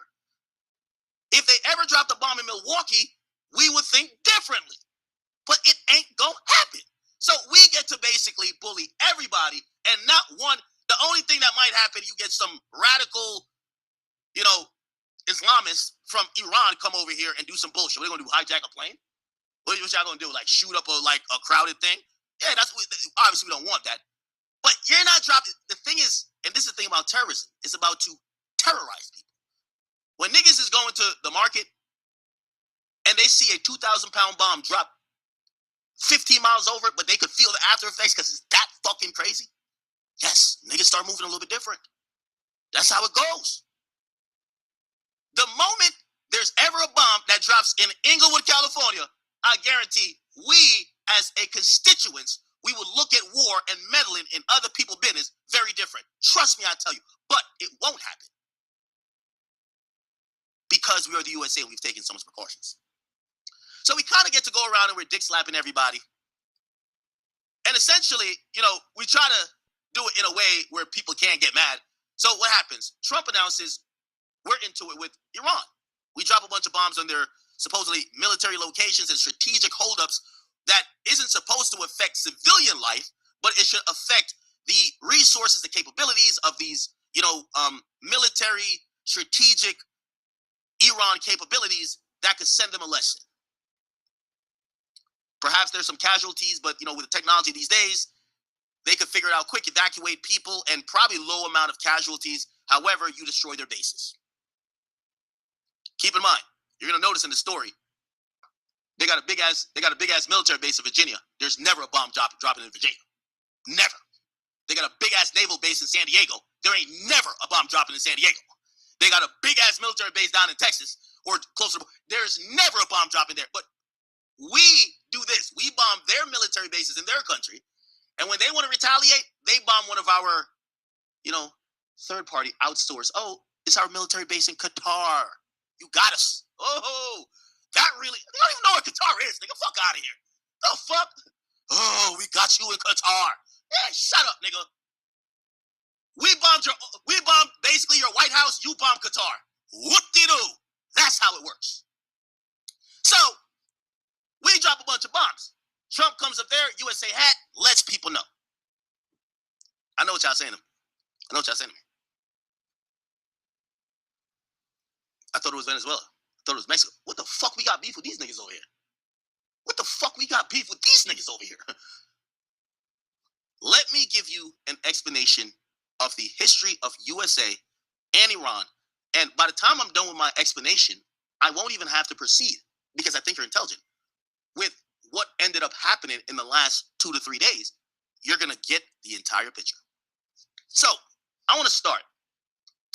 And again, I know it might be late for some of y'all, so I want you guys to lock in here because we're going to go back on a deep history, okay?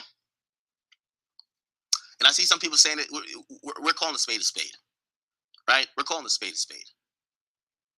If you want me to say it, I'll say it out. I'll say it frankly. I believe that about 70% of the reason why we bombed Iran is because of Israel. That's a fact. In my estimation, from everything I've seen, we are fighting proxy wars for them. Remember, we're giving money to Ukraine. Really, we want to beef with Russia, but we ain't really there yet. So we fund Ukraine, and Ukraine got slaughtered a lot, but we funded them. Well, our babies, I can't even call them our bitch. Our babies is Israel. Whatever Israel got going on, we are so much up their ass. It's our beef now. So basically, Israel is like your little brother who talks all the shit in the world, and every time we go to school, you know, you go to the playground, he tell everybody gonna smack the shit out of them. And when they step up like, what's up, smack me, nigga? And even if they get a slap, they run home to you, and you got to go up there, and you got to beat everybody up. Get them back in line. We're U.S., your little brother is Israel. I don't know what the fuck secrets we got for these motherfuckers that we're fighting all their shit. But that's what's going on. So, here's the story. Iran.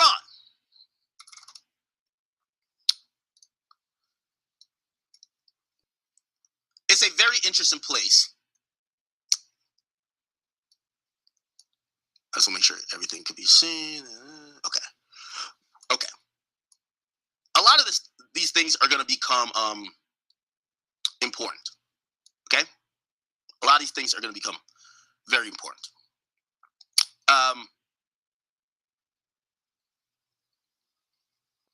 Okay. So the story of Iran and why we have tense relationships with them and what you need to understand what the fuck is going on now is not any of the propaganda you're going to hear, whether it's from President Trump, whether it's from Iran itself. Everybody's running propaganda based on trying to convince you that someone's a bad guy or someone's a good guy. And in reality, it's a really ugly, disgusting story. So here's the story. Back in pre-1900s, Iran, this place here, was actually known as Persia. Okay? So Iran, this place, its original name is Persia. Okay? What ended up happening, and if you follow the history of time, we hit the 1900s, and I want to say, remember, Iran is one of those places that they're overtaken by Arabs, by, you know, people who believe in the Muslim faith, and that's kind of like all this region, right? You know, pretty much, right? I think with the exception of, let's see, where the fuck is India? I think India is like Hindu, I don't know, but like most of this stuff is like really Islamic, okay? And Iran is here. I'll point out, just for whatever, Israel is over here. Okay, so Israel right here, Iran is here. It doesn't have anything to do with the beginning of the story, but it has to do with later and now. Geopolitics, and I know what you might say. Once again, if you've never seen this map, keep in mind, the United States of America is right here, my nigga. We got an ocean here, and this is why people can't fuck with us. We got an ocean here, we got the biggest navy in the world. Ocean here, an ocean there. Canada, there are bitches. And Mexico, there are hoes. Straight up. We're protected everywhere. Two oceans that we got the best naval game in the world. They can't come west of us. They can't come east of us. Canada, we fuck like top 5 might be the most militant nigga in Canada. We tell them what to do. Like, Canada, shut up. They don't tell us nothing. Mexico, shut up. Y'all don't tell us nothing either. Like, we run shit. Facts. Okay? So we are really in a unique position. We're in a position that is, and by the way, even our founding fathers knew about this. Like, we are protected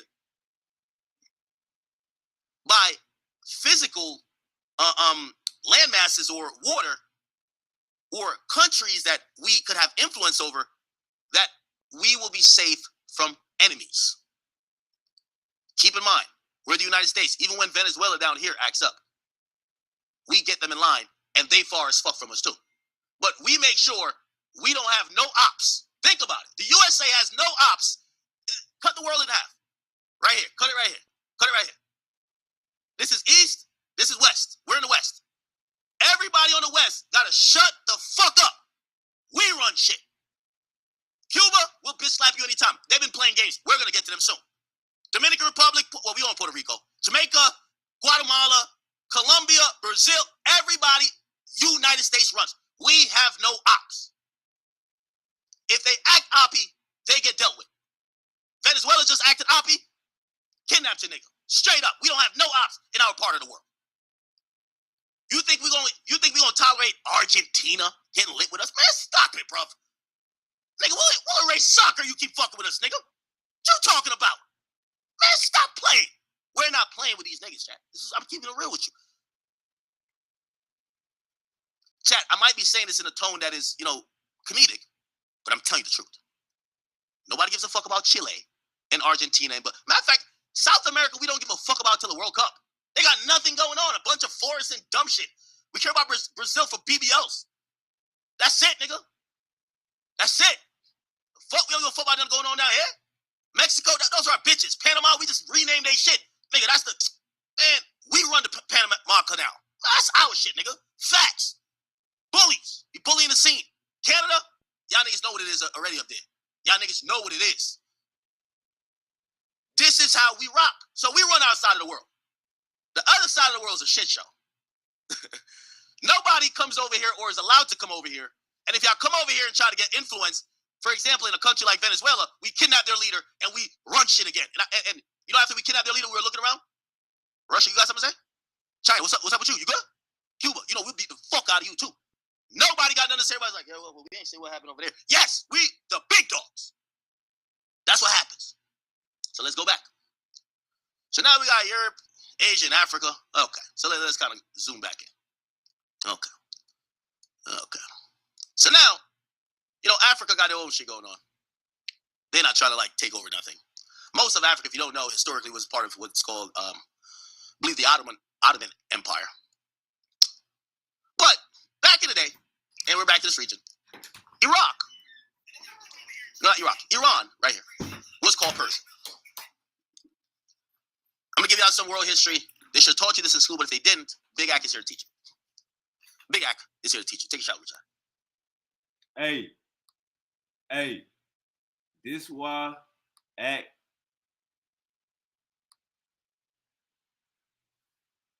This why Ac is one of the GOATs.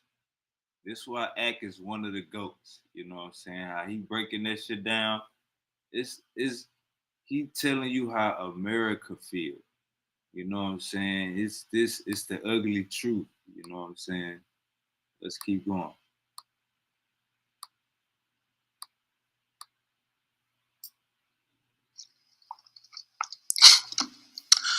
So the First World War happens in 1914. Everybody should know that, right? Y'all go to school. And if you don't know, that World War was between two groups of countries. I believe it was the Allied and the Central Powers. Okay, I'll give you who's on either team. Okay, so that's the big World War, the First World War, right? For the Allied, we basically get France, Britain, Italy, U.S., and yes, even the Russian Empire was even with it at that point. We got Portugal, Belgium, Serbia, Romania. Japan even was down with it. And essentially, the people or the ops we were going at were Germany, Austria and Hungary. They said the Ottoman Empire, but they wasn't really on shit, but whatever. And Bulgaria. Even though, by the way, I should pull that back because the Ottoman Empire really is a really large region when you think about it in hindsight. Okay. So that's World War I. I'm gonna tell you why. Everything's gonna make sense. Just give me some time. I gotta explain. I know I'm a little bit slow in getting to it. So that's the First World War, right? In 1914. Now, what's interesting and what you should know is, let me zoom in a little bit more. Okay. Now, Iran becomes an interesting place or interesting part of this particular World War. Okay? It becomes a place where it's needed for transportation, and it's going to be somewhat, not necessarily a battleground, but it's an important country. Okay? Because with all the countries that are involved, all up here, Iran stands to be a middle ground that you're going to need to transport shit. So what happens is that at the beginning of the World War, everyone declares what they're doing. Yo, I'm on this team. Iran says, we are neutral. We neutral. We could be cool with them. Whatever. Now, what happens is that essentially, Iran gets invaded by everybody because they're neutral. And what I mean invaded, the countries that know they're neutral, that know they're not the ops, want to get parts of them. Why? that they could, utilize certain strategic parts of Iran for their mission of winning this war. Who gets there? So essentially, when it comes to Iran, the British and the Germans, they both kind of start occupying strategic parts of Iran to make sure they could get their transportation shit. They could, because remember, this is a war. You got shit going on. So both of the opposing parties, the German and the British, they've occupied this place. As it would have it,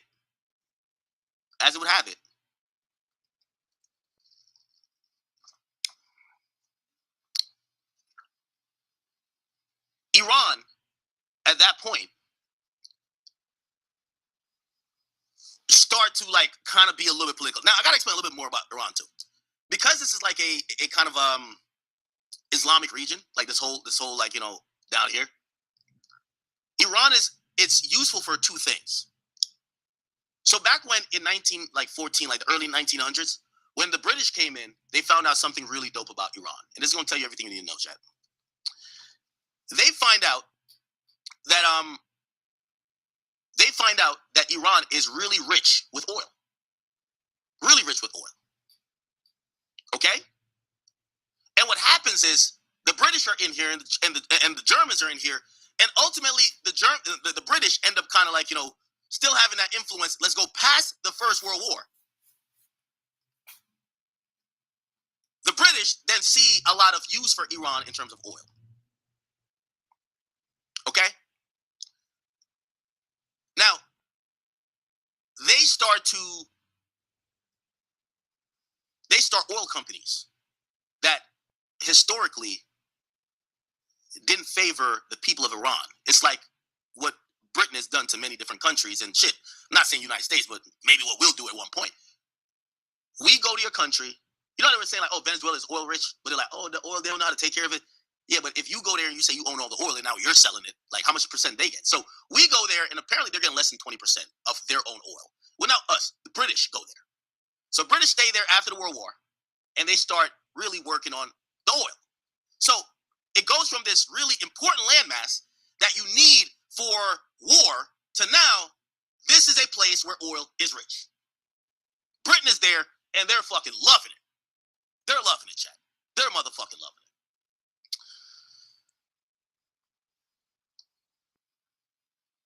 Okay. The next thing you have to understand about Iran is this. Is that there's always this turmoil among the Iranian people that out of everybody in the country, in the region, the way their country acknowledges and respects and treats religion seemingly is not as staunch as maybe other countries. We all know when it comes to the Islamic religion and how it relates to sometimes even law and government, it's interesting when you look at certain countries. In certain countries, they have certain laws, like Sharia law and this and third, that says, hey, what is said in the Quran or whatever is what we will abide to in society. So religion controls their society. Iran is one of those places that have been a little bit malleable, and that's where the majority of their problems have started. So we get to find out, okay, so this is going on, right? Essentially, protests, and again, I know I'm being slow with all this, but you're going to understand it. So the First World War is done after what year is that? It's done by 1920. Britain's there, they're establishing oil relationships or whatever. Over time, the people of Iran doesn't like, and also some of the leadership of Iran doesn't like that relationship with the British anymore. They're saying that we have the oil and we're giving and paying and we're getting less than 20% of all the profits and it's going all to the British, okay? What ends up happening is that the rule of Iran at that point becomes a little bit more radicalized, because what happens when people get upset, they go for radical change or radical, options. So at that point, it was either the Shah, and I'm gonna explain some of these things afterwards. The Shah or the supreme leader, I think it was the Shah at that point. I believe it was the Shah. and I'll explain quickly. So a Shah is more like it's like an emperor, but it's still like political. It's like a monarch. A supreme leader is more of a religious leader that basically it's more familial because you're saying this person God has sent to da da da. You know what I'm saying? So you're gonna hear two things constantly go back and forth. One's a Shah, which is like an emperor, and the other one is like a supreme leader. And I'm gonna show you how they balance between both of them. So there was a Shah who's like now kind of listening to the people. The people are like, yo, we don't like how the British are finessing us. And they come up with, well, it's our oil, it's in our country. What we're gonna do is we're gonna nationalize the oil industry. And they nationalize the oil industry, what basically fucks over the British. The British doesn't like it. And they realize that the country that they have had so much control over or had so much influence over, they've lost it. And now it opens up Iran to sell oil and do whatever business with the ops of not only Britain, but America and whatever else. Okay? And what becomes important is that in so the Second World War happens too. And then in 1953, the US goes in with Britain. So Britain, when you're Britain, we're talking about the UK and shit like that. The British wants their oil. At that point with the US, we weren't thinking oil, but we're thinking strategy because, you know, we're whatever. And at that point, Britain we in Britain used to be like how we are with fucking Israel these days. But that's how we used to rock. So Britain is like, yo, these niggas is playing with the oil. Like, yo, their leadership not rocking with what we originally told them to rock with. So the CIA and British intelligence go in the 50s. And what they do is they do a regime change. You're going to notice exactly what we're trying to do now. Why was it done then? Strictly, well, they're going to say there's other things too, mostly because of the oil. There's a few things about a coup. You might see it in modern text or people talk about it, a coup d'etat. A coup, you want to supplant the leader, leave it vacant, and have opposition or the oppressed take leadership with them understanding you're the reason that the reigning power got out of there and they'll be your bitches. We're trying to do that in Venezuela. Hey, oh, y'all said this nigga didn't want to do elections? He's an illegitimate president? You have to wait until the people are like, fuck Maduro. This is why when we go kidnap the nigga, his own people are celebrating. They're like, yes, they got him out. We're like, what the fuck, nigga? We drop bombs on y'all. They're celebrating. Why? A coup, especially when it's influenced by a different nation, we gotta wait. So sometimes, well, I don't know if you guys ever watch Homeland. You gotta send some stuff into fuel. Like they'll even finance protest. You want to fuel political chaos. Oh, the people are unhappy. Remember. So now, how does that happen back in Iran in the 50s? Yes, they nationalize all of these things, but based on some of the regime, mantra that's get pushed over, and then obviously the countries that are allies, they're not fucking with Iran as much anymore. The people are upset at their living quality. They're upset at what's going on in society. When that happens, the USA and the British, USA through our CIA, we essentially supplant, okay? We do a coup, and we topple their leadership, and we, when we do these things, we don't be like, hey, you're going to go get, Hillary Clinton as the, we're like, no, we don't want nothing. How about y'all fuck with this guy that y'all didn't like before, y'all ostracized? So the U.S. supported, okay? The U.S. supported a Shah that we kind of fuck with to rule Iran. And he successfully ruled Iran after that point, okay? Now, there's a lot of things happening, a lot of moving parts, because the British, they don't seem too much interested with Iran beyond oil at that point. But with US, we're looking at it a lot as strategy. So cool. And this is where you guys make sure you're paying attention. So the United States we topple their government, right? By the way, this was admitted later on too by CIA and British, sources. They're like, yo, we did do it because these niggas weren't acting right. We toppled their government. We put the government we wanted. So we put the Shah. The guy name is Shah Mohammed Reza Pahlavi. See if I could pull him up. I don't even know if there's a name of him or a picture of him. Mohammed Reza. This is him. Good. So this is the guy that America likes. We got him.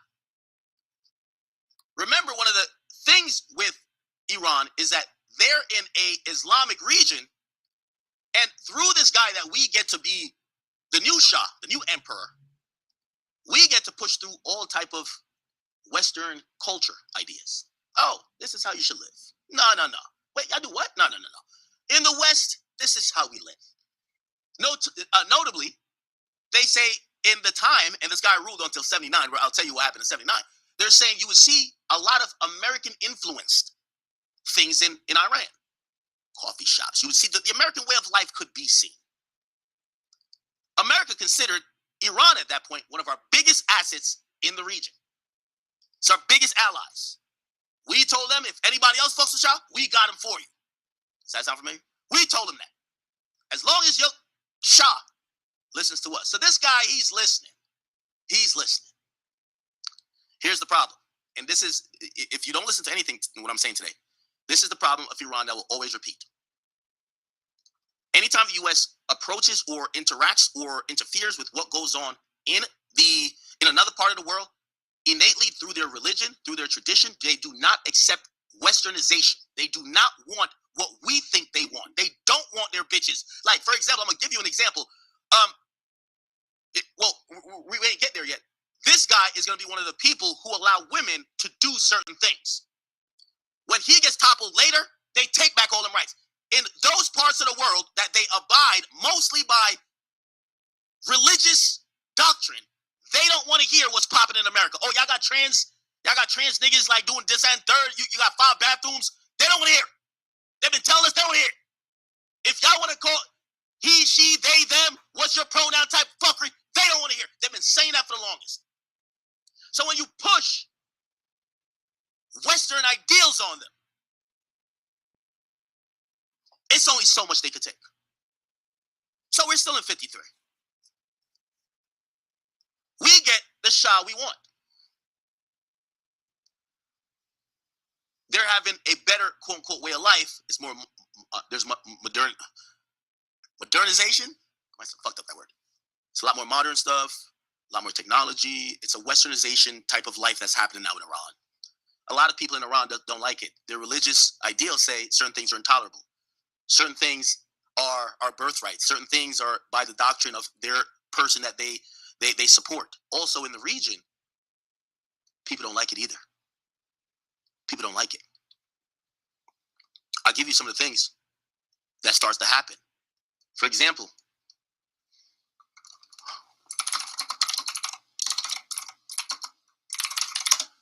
when was Israel founded? Israel, the state of Israel, was officially established in 1948. I'm going to show you some of the differences between Iran and its Islamic neighbors. When Israel gets created or established in 1948, Iraq, Syria, Lebanon, Jordan, Afghanistan, all these other places say, man, fuck Israel, man. We ain't recognizing that bullshit. That's not nothing. Everybody refused to acknowledge Israel in the region, except Iran. Why? Iran, they're in bed with us. That's our homies. So if we fuck with Israel, they gotta fuck with Israel. What does that do? The regions or the countries around Iran is like, man, what's up with y'all? Y'all like American bitches. Like, yo, what's up? Y'all like puppets. We're not fucking with y'all like that. It gets a little tense. It gets a little tense, y'all. It gets really tense.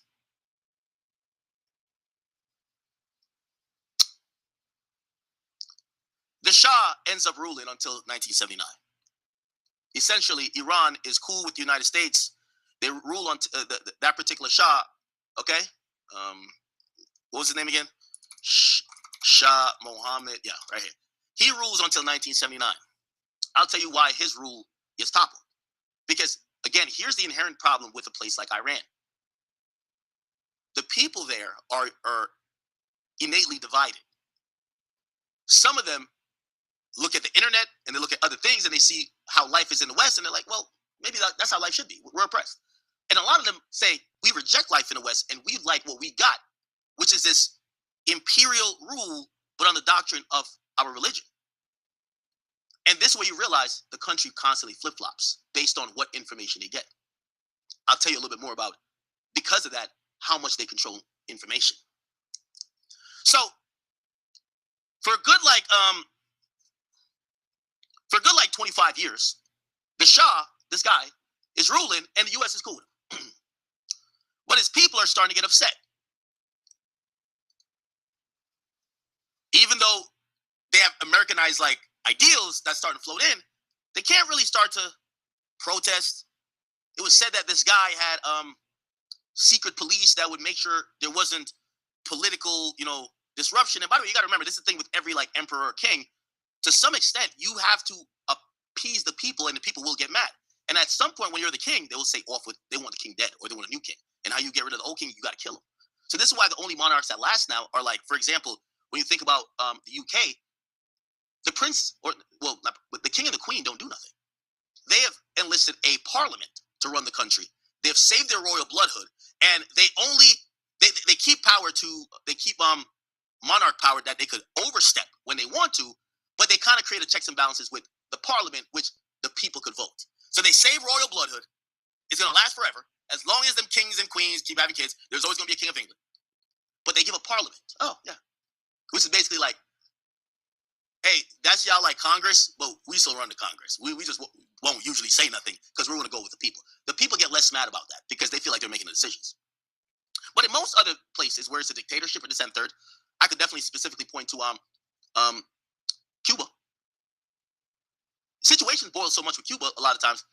Fidel Castro had no choice other than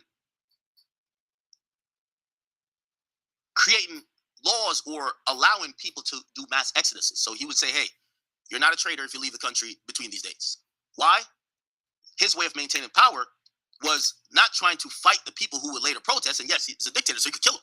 But he was like, let them go to America. This is why most Cubans that vote for Trump, their ideology is anti what's going on in Cuba, right? It's anti what's going on in Cuba. That's why they vote for Trump. And that's why all those people went to Miami. So Florida has a lot of Cubans, but it's the ones that were allowed to leave who mentally, they weren't down with that dictatorship. So when they get to another country, they vote for what mentally they already are into, which is usually conservative shit, honestly. Limited government, this and third. I don't know if you guys know that. Okay? But Fidel Castro would allow the people to leave. I'll tell you what happens when you don't allow people to leave and you just keep ruling them. We could go to Haiti. They killed the leader over there. To this day, they haven't figured out who killed the leader. Imagine a president getting killed, you don't know who killed him. But that's what happens when you're almost being like a dictator. And eventually over time, like hatred forms so much, there's going to be opposition. And they're going to realize for us to really take power, we got to kill you. So Cuba did the thing, we'll let you go. Haiti didn't, they killed that guy. Okay? When it comes to Iran, what ended up happening is that in Iran, it was interesting. The Shah is listening to the United States, but he's trying to make sure he keeps politically everything going on. When there would be protests, supposedly he had a secret police. He would do stuff. He would lock people up, but really he was just trying to keep the rule under the U.S. Advisory. Let's say that going on for as long as possible. Okay. What ends up happening is that, again, as I said, all of these things, the pressure gets to a point where you can't hear nothing else. There's a point as well where there's some protesters that go up to try to protest this guy, and his army, because the army actually reports to the Shah, his army killed a bunch of protesters. According to the Shah army, they say they killed like 80 people. The people who, or the group that represented the opposition, they claim it wasn't 80, it was 4,000. I'll show you real quick. Shah 78, Black Friday. Under him, they opened fire on demonstrators in Tehran. Okay? The initial reports suggest 1,000 deaths. Modern estimates says between 64 and 100 people. Okay, so they're saying the opposition was gassing. Regardless, people protesting got killed. Now, you have to imagine people's livelihoods are at stake here. People they're upset. They're fucking upset.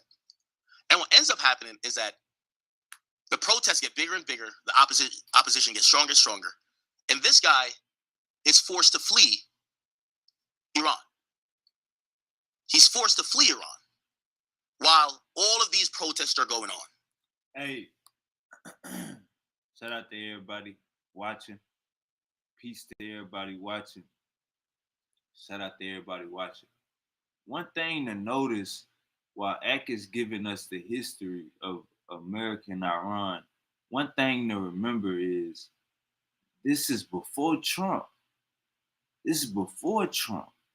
You know what I'm saying? This before 2020, even Obama. This is before all of this. You know what I'm saying? All these little steps is getting put in place. You know what I'm saying? This before all of this. So it looked like Israel closed the back door on Iran. Close that back door, don't get snaked up by my homie. Later on, they tried to have a good excuse for him. They claimed he had cancer and that he was going to get treated. And ironically, where did he go? The United States. But he basically got ran out of his own country. That's it. We're getting to the good stuff. Don't worry. So who took control? Now, the person who took control is someone named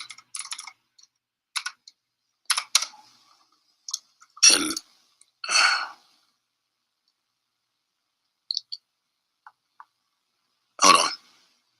No, it's not him. Sorry. Okay. So this is a dude that basically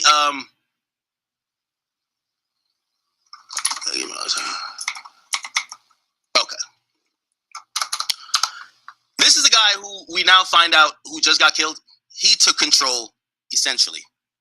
Okay? Since 1979. So the Shah, they ran him out of the building, get him out of here. And the person who stepped up for the opposition was this guy named Khomeini. I'm probably fucking up his name. He became the supreme leader of Iran from 1989 until his assassination this year. So essentially, for 37 years, he has ruled. For 37 years, he has ruled Iran. Let me give you a little bit difference. And again, I'm keeping it on the surface level. It gets a lot deeper here. This guy isn't a Shah. He's considered a supreme leader.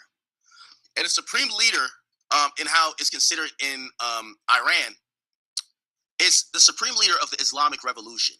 Okay? It's the head of state and the highest political and religious authority. Now, there's usually a supreme leader.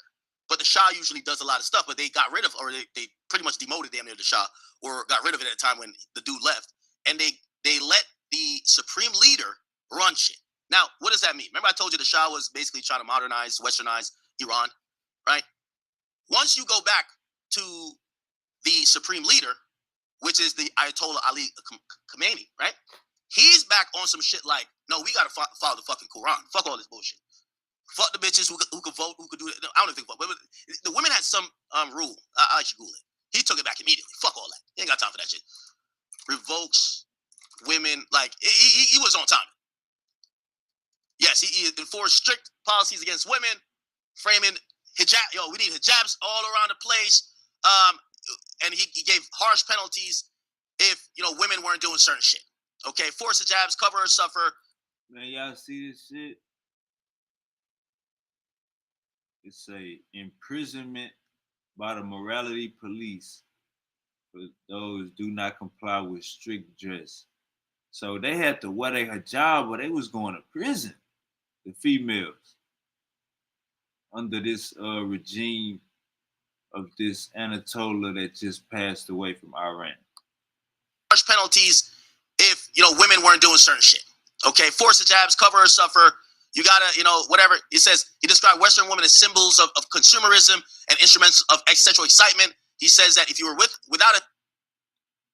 Khomeini described Western women symbols of consumerism, instruments of sexual excitement, asserting that appearing without a hijab is a sin.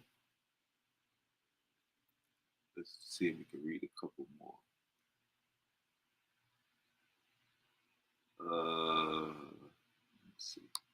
Okay, forces act. Regime used the besieged militia morality police to enforce strict modesty, resulting in cases of women being sentenced to lashes for appearing in public without a headscarf. Women was getting beat for not having a damn headscarf, gang. Cover or suffer. You gotta, whatever. He says, he described Western women as symbols of consumerism and instruments of sexual excitement. He says that if you were without a hijab, that's a sin. Yeah. Okay. So that's how we came in. So all that westernization shit we were trying to push over there, fuck that. They said, fuck out of here with that bullshit. So now Iran is back on Iran time. Ironically, the U.S. gets the Shah who ran away, right? He went to some country, then he came to the U.S. Iran says, we need this motherfucker back over here because he did some war crimes. We need him back. Clearly, they were trying to murder him. They were trying to behead him, send a message. And the U.S. refused, which is, this is where the conflict starts. The U.S. refused to send this guy back to Iran. And that was a huge problem because they're saying, why are you not sending?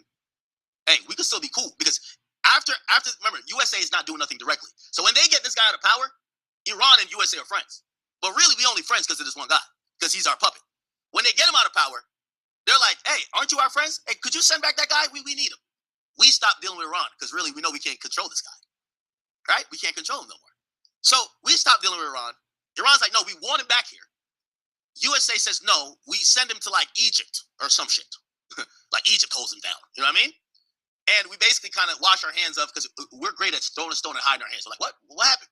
So now this nigga's running shit. He's saying, we gonna get these bitches in line. We on some Quran bullshit. Not bullshit, I know some yellow. What I'm saying is he's not with none of that other shit, man. None of that Western shit. You feel me? The thing with sometimes when you get people so upset. And by the way, I feel like he was running Iran for 36 years, longest serving head of state in the Middle East at the time of his death. Like it's happening in the United States somewhat right now with Israel. I think a lot of people are upset at Israel. They're trying to make everything anti-Semitic, but no. There's certain people that they're upset that Israel feels like it controls us. That's how Iran was feeling, but it was way more oppressive to them. How they were feeling when they felt the U.S. had a bunch of puppets just doing shit in Iran for the U.S. purposes. That's starting to happen in the USA, but it's very different because you could protest, you could do whatever, and honestly, most of the powerful people they're aligned with, whatever. Anyway, so cool. So this guy's running shit. And the American sentiment in the country becomes piss poor. Remember, they're mad. For 30 years, the USA had a puppet in their country. They're mad. So Iran people don't like us right now. He announces he's going to be doing business and deals with people who aren't our friends. So we're like, oh shit, this is breaking. What ends up happening that kind of severs this relationship irrevocably is that the people of Iran are so mad that the USA had occupation damn near of their country for decades that they don't want nothing associated with the USA in their country anymore. That Iran students stormed the U.S. Embassy in 1979. November 4th, 1979, over 300 students stormed the embassy. They took 66 Americans as hostage. We tried to negotiate for them being released. This is 1979, gang. This before a Bush, before a Obama, before a Trump. This is why we gotta know our history. You know what I'm saying? This shit been brewing up. We tried to negotiate for them being released, and it didn't really work. We tried to rescue them, and it didn't really work. As much as you talk shit about Trump, you gotta give him some credit. We haven't heard of the severe fuck-ups when it comes to military. Because when we just hear, oh yeah, we just kidnapped this motherfucker, we killed all his troops, did any Americans die? Not one. What the fuck? Oh, we killed elementary, did any Americans die? Not one. Oh my God. We don't catch else. Back when they captured these they captured the 66 American hostages at the embassy, we sent in a team to go get them. Our plane crashed before it could get there. We didn't get them, so we failed. Helicopter crash, Iranian hostages, just put rescue.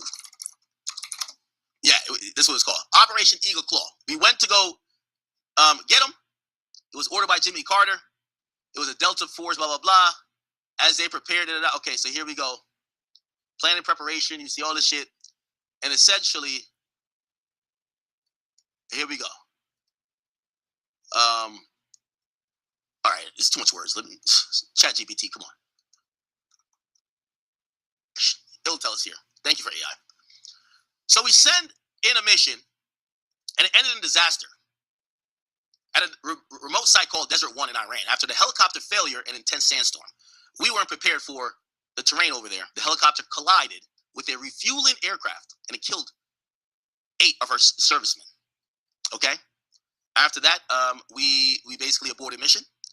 The mission was aborted, and there was 5 bodies left behind. We left 5 helicopters and even 5, well, not 5, but classified documents. It was a failure.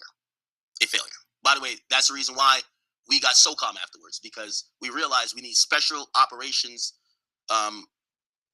mission type of stuff, and we weren't prepared for it at the time. So we lost. Or we called L.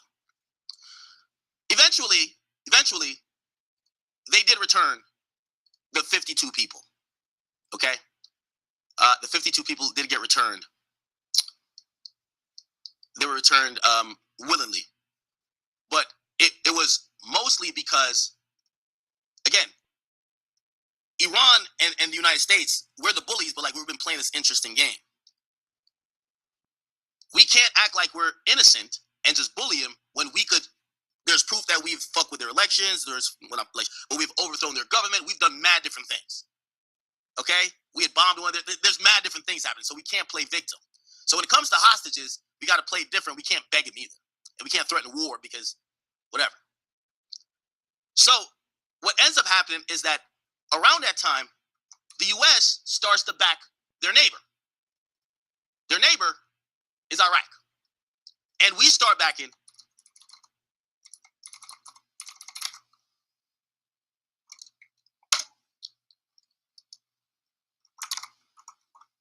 So we, at that time, there's an Iran-Iraq shit going on, and we realized, remember, Iraq never used to like the fact that we were fucking with Iran, but bro, in the Middle East, we don't give 2 fucks. Like, we don't like, nigga. The truth is, here's the truth. You ever seen the joke where motherfucking you ever seen the joke that Dave Chappelle said? Be like, yo, Coke and Pepsi try to offer me a deal. He's like, yo, basically, nigga, Coke and Pepsi taste the fucking same. I don't give 2 fucks. Whoever got the money, I'm gonna go with. Nigga, we don't give a fuck about none of them niggas in the Middle East. Whoever gonna listen to us and be our bitches we care about. Straight up. So we were rocking with Iran till they would stop wanting to be our bitches. Then we look at Iraq. What's up with y'all? We don't give a fuck, right?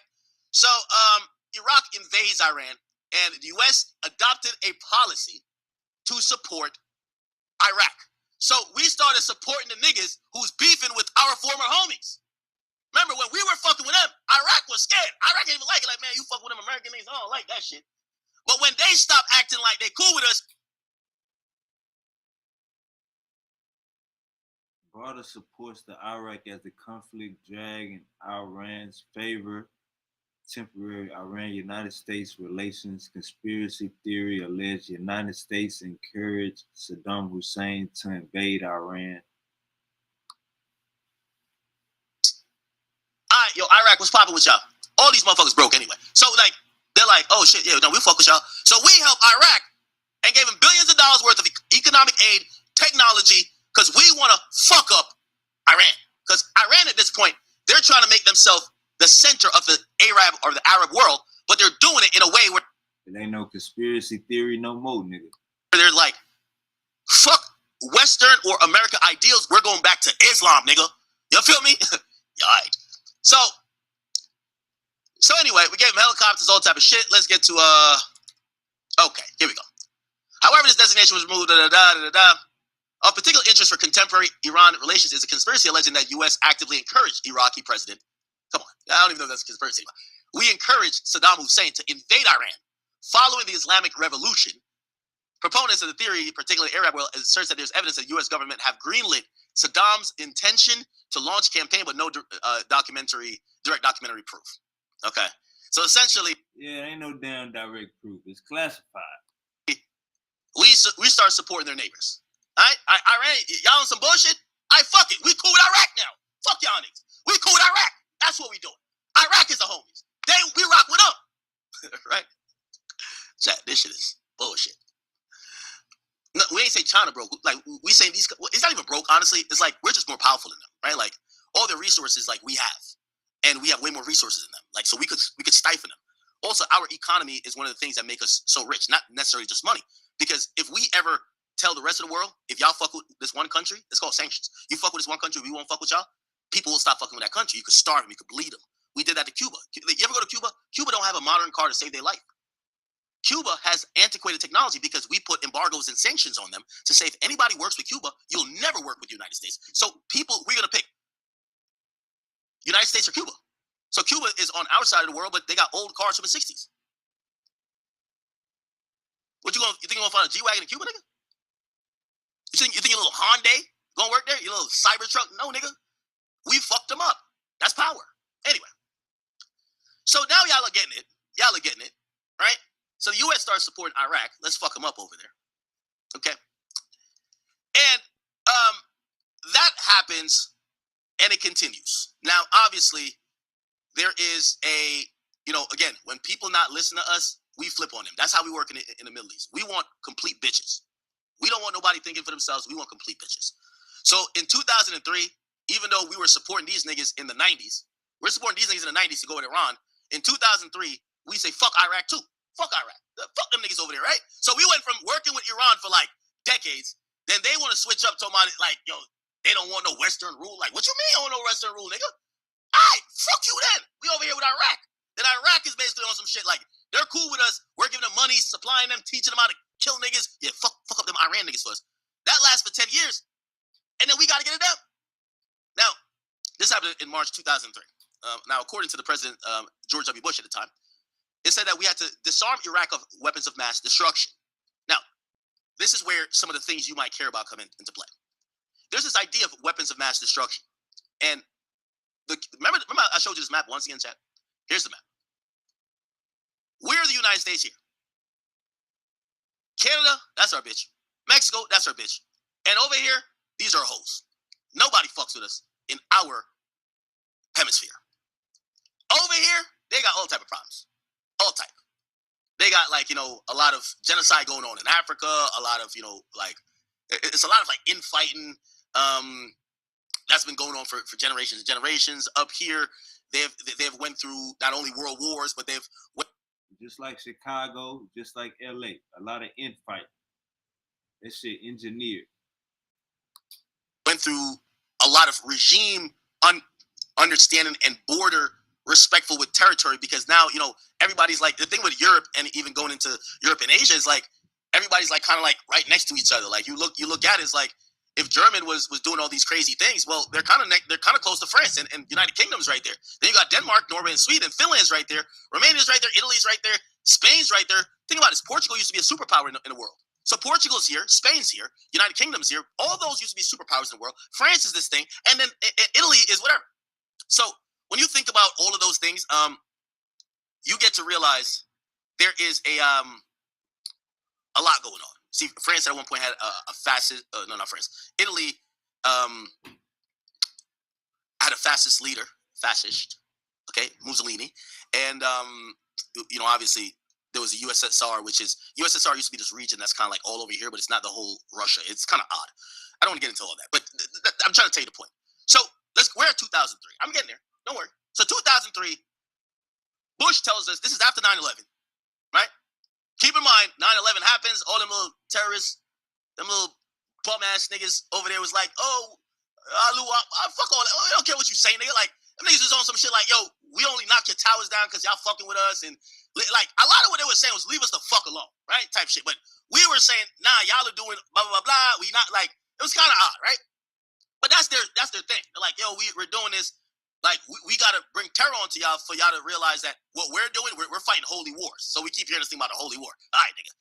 So once that happens, we the U.S., we're like, all right, y'all want belt? All right, fuck it. Belt it is. Who want belt first? Afghanistan. Belt. Quarter. Belt. Straight up. So we give Afghanistan belt. We're looking around. Who else want fucking belt? Nobody fucks with the United States. We're giving out belt as a motherfucking breakfast treat. Who else want belt? Any other country that buck, Pakistan, they realize they full on bitches. So they're like, no, we don't want belt. All right, we'll play nice, nigga. They ended up working with terrorists later, but like under the ground, like, but nigga, we flew into Pakistan and killed Bin Laden. Right, so we bullying the scene now. So now y'all did 9/11. See, that's what I told you. If a bomb ever dropped in Brooklyn, it's game over. Nigga, they knocked down 2 fucking towers in New York City, and we start applying instant belt galore. All right, Iran was popping with y'all niggas. Yo, matter of fact, we don't even like. Yo, hold up, man. I think y'all support because what happens is these countries, remember I told you, they're driven by religion. With religion, you always get the extreme portions of it. So you get these other groups that kind of pop up, and they're more extreme or radical in how they view religion in the world. And what happens is like, it's kind of like how people say with Trump and the Proud Boys, right? Like the Proud Boys, they're like racist niggas who fuck with Trump. Trump ain't gonna say fuck the Proud Boys. He gonna look the other way until they go too far, right? Supposedly. But it's the same thing with Iran and places. Like they know like about the Taliban and all these other places. They be like, wait, what happened? Like that's the type of time they're on. So the difficult part of what the U.S. had to deal with, we got to go into these countries and say, yo, are y'all supporting or looking the other way while these fucking terrorist regimes are cooking up and infiltrating maybe our nation? Because now we feel vulnerable. Bomb the fuck out of Afghanistan. Anybody who's not giving us real answers, we're getting that. So we get to Iran, and we get to Iran already knew what's up. So we've been looking at them like, yo, nigga, we can't wait to fuck y'all niggas up for real. Iraq, we basically start looking at, and the ironic part about it, we started to fund the president, Saddam Hussein, and all of their military stuff and train their fucking people. That's how they supposedly even Bin Laden gets trained, right? Like the idea behind this Bin Laden nigga. You know, Bin Laden was a bum ass nigga who like real. We gotta call these things what they are. Like Bin Laden was like a bum ass nigga that supposedly got trained by the United States, right? Let me see. When did Bin Laden get? Okay, well they're saying it's a myth. But again, you're not gonna see these things really come out. But the idea is that Bin Laden and them kind of got, some support. Just like you're not going to see with elemental. Like, they got support previously. So now, when we support them, like, this is rule number 1 for America. If we giving you guns, we supporting you with your bullshit, it's for you to kill them other niggas. Like, bro, kill all them niggas you want. Don't ever bring that shit to Brooklyn and Manhattan, man. My nigga, like, what the fuck? Yo, you can murder any of them niggas over there. You bring that shit over here, it's war. Feel me? So it's like, when they're doing all this Afghan shit, we don't give 2 fucks about what's going on in the Afghan. Nigga, like, good luck, nigga. Like, good luck. Peace out. We'll come through when y'all all dead and we'll grab y'all oil. Deuces. Straight up. That's how we taking it. So when these niggas is like a little bit, they're now advanced and they realize they got to strike at America because, we the bullies. We start giving belt to ass. Afghanistan, you got to catch it. Pakistan catches it real quick too. Then we go to Iraq. Now, this is the interesting part about it, Chad. While we have good reason to be like, what's going on in Iraq? A lot of the reason people start noticing, and this is where this comes into play, Chad. Why the fuck we give a fuck about Iraq? And then this fucking country right here, which we can't seem to forget, it start coming into play. It's Israel, nigga. For whatever reason, because remember, we're applying belt. Low key, we should have gave the whole region belt. Everybody, yo. Listen, I'll come from Jamaica, so the teacher used to beat us. I don't know if you know nobody. The teacher used to beat us. Like, ain't no, time out. Oh, you get detention. The teacher take off his fucking belt. Hey, everybody line up. Put your hands out. Yo, everybody catch the belt. Straight up. So what we really should do is giving everybody in the region a belt, but we start selecting politics. All right, well, okay, well, this person, fuck that. Anyway, the point is, Israel got some other shit going on in the region too. Remember I told you they never acknowledged Israel. So Israel got his own thing popping. And at that point, Israel, remember we armed these niggas in Iraq. It now becomes beneficial for us to disarm these niggas because they're getting too powerful in Iraq compared to what Israel got going on in the whole region. So what do they come to us with? We hear the infamous speech. George Bush.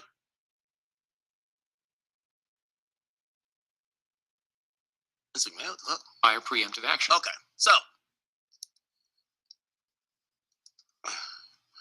George Bush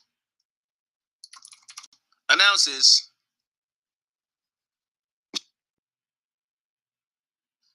weapons of mass destruction, the timing is really important because most people, I would believe, don't give a fuck or wouldn't care where the fuck Iraq is.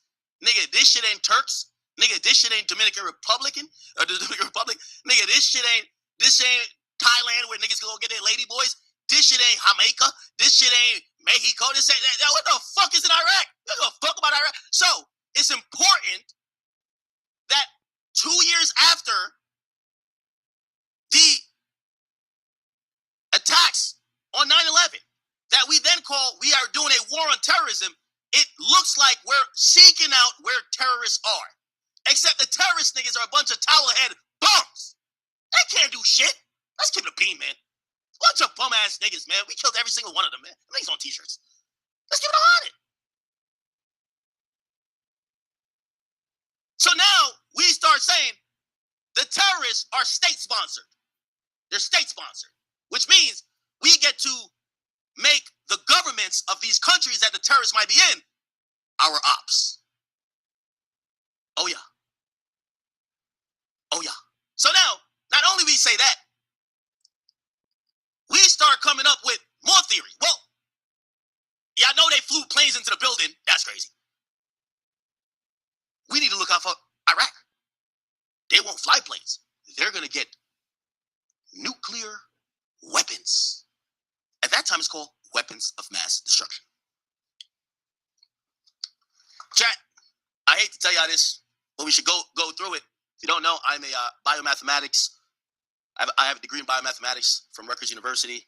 It's a fully science degree mixed with a fully mathematical degree. Not acting like I'm an expert here, but it's important for understanding because, again, I keep telling you most of these wars are propaganda.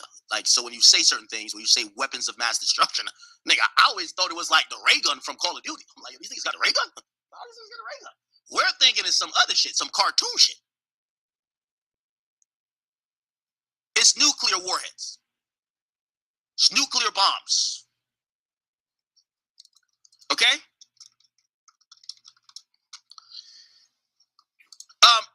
To give you a Write that shit down.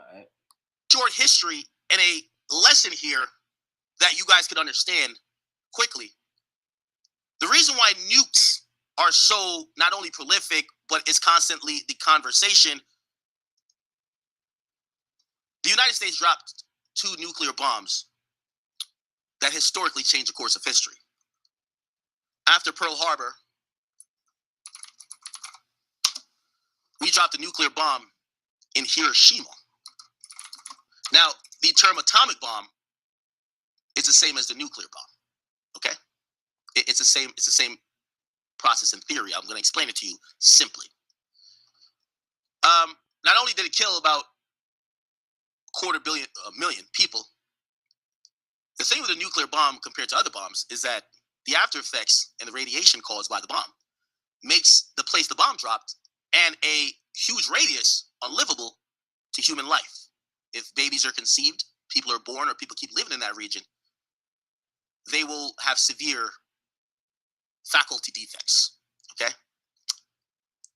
I don't want to get into all of that type of stuff, but, you know, for you guys to understand, there's a lot of studies that show that an atomic bomb, you know, caused disfigurements.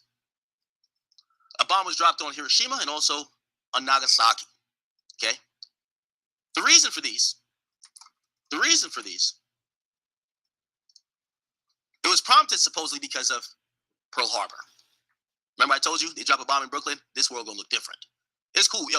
We don't give a fuck about Tel Aviv and all these other places. Yo, they dropped one in Dubai. Who gives a fuck? Let one hit New York City. You see what popping out here, okay? So Japan did a military strike, a surprise one, on a naval base in Hawaii. Okay? Now, keep in mind, this is Hawaii, my nigga. It's like Honolulu and shit like that. Like, we're not even fucking talking about, like, Virginia. Like, we're talking about Hawaii, brother. Like, Hawaii. You get what I'm saying? Now, remember, that happened December 7th. And we reacted. Let me see, what was this? We reacted.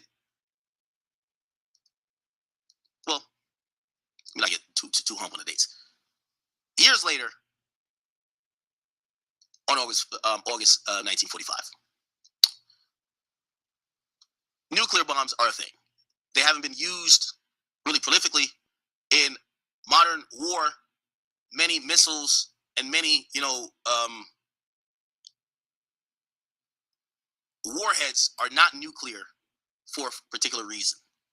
It's said that if everyone started firing nuclear missiles at each other, it would severely affect the human population because the radiation that would be continually lingering would make the world and these places unlivable for multiple generations.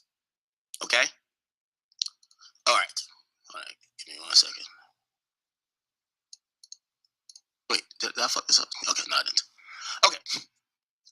So, let me explain to you an atomic bomb. And an atomic bomb, that's a nuke. That's what we call it now. First and foremost, the United States has several. We have a bunch of them. We have a bunch of them in submarines, a bunch of them on planes at any time. There's a bunch of silos within the central United States that if we ever needed to fire a nuke at a country, the last rating, and most of the stuff is classified, is that these... Hey, check this shit out, gang. Check this shit out. Now we want to talk about, I was listening to this earlier, and we want to talk about science, right? We want to talk about science. Kent, what's goody? Watch how Act break down this nuclear bomb shit. We want to talk about science. They could make a damn bomb. Check this out. This is about to be crazy. This is wild right here. Act doing a good job breaking this shit down. Check this out. Nukes fired from the middle of the United States, like Colorado and that area there, it could go 15,000 kilometers. Let me put that into miles. That's 9,320.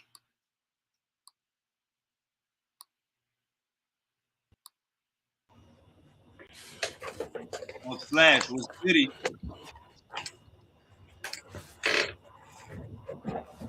On Flash, what's goody? Yo, Yeah, all right? what's happening? Everything all right? Yeah, hey, I got a question though, bro. Do this shit let you hook up your damn camera? I ain't been able to get my camera hooked up on this. Yeah, it let you hook up the You camera. heard me? I think it should be a option, and then you should have a camera thing with a drop down arrow. I keep hitting that option. But it ain't pop. My damn Sony ain't popping up, bro. This is the second time I've tried it. It ain't popping up though. You probably I done unhooked the thing, then I go back to Say it again. What you say? I was about to say you probably got to come out and come back. You got a delay. Go ahead. Yeah, I tried it. Hold on, I'm gonna do that. I'm gonna do that. Come out and come back in. Refresh your screen. It's gonna ask you something in the pop up. Just say yes. All right.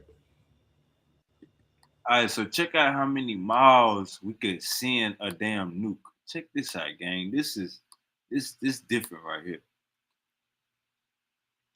We ever needed to fire a nuke at a country, the last rating, and most of the stuff is classified, is that these nukes fired from the middle of the United States, like Colorado and that area there, it could go 15,000 kilometers. Let me put that into miles. That's 9,320.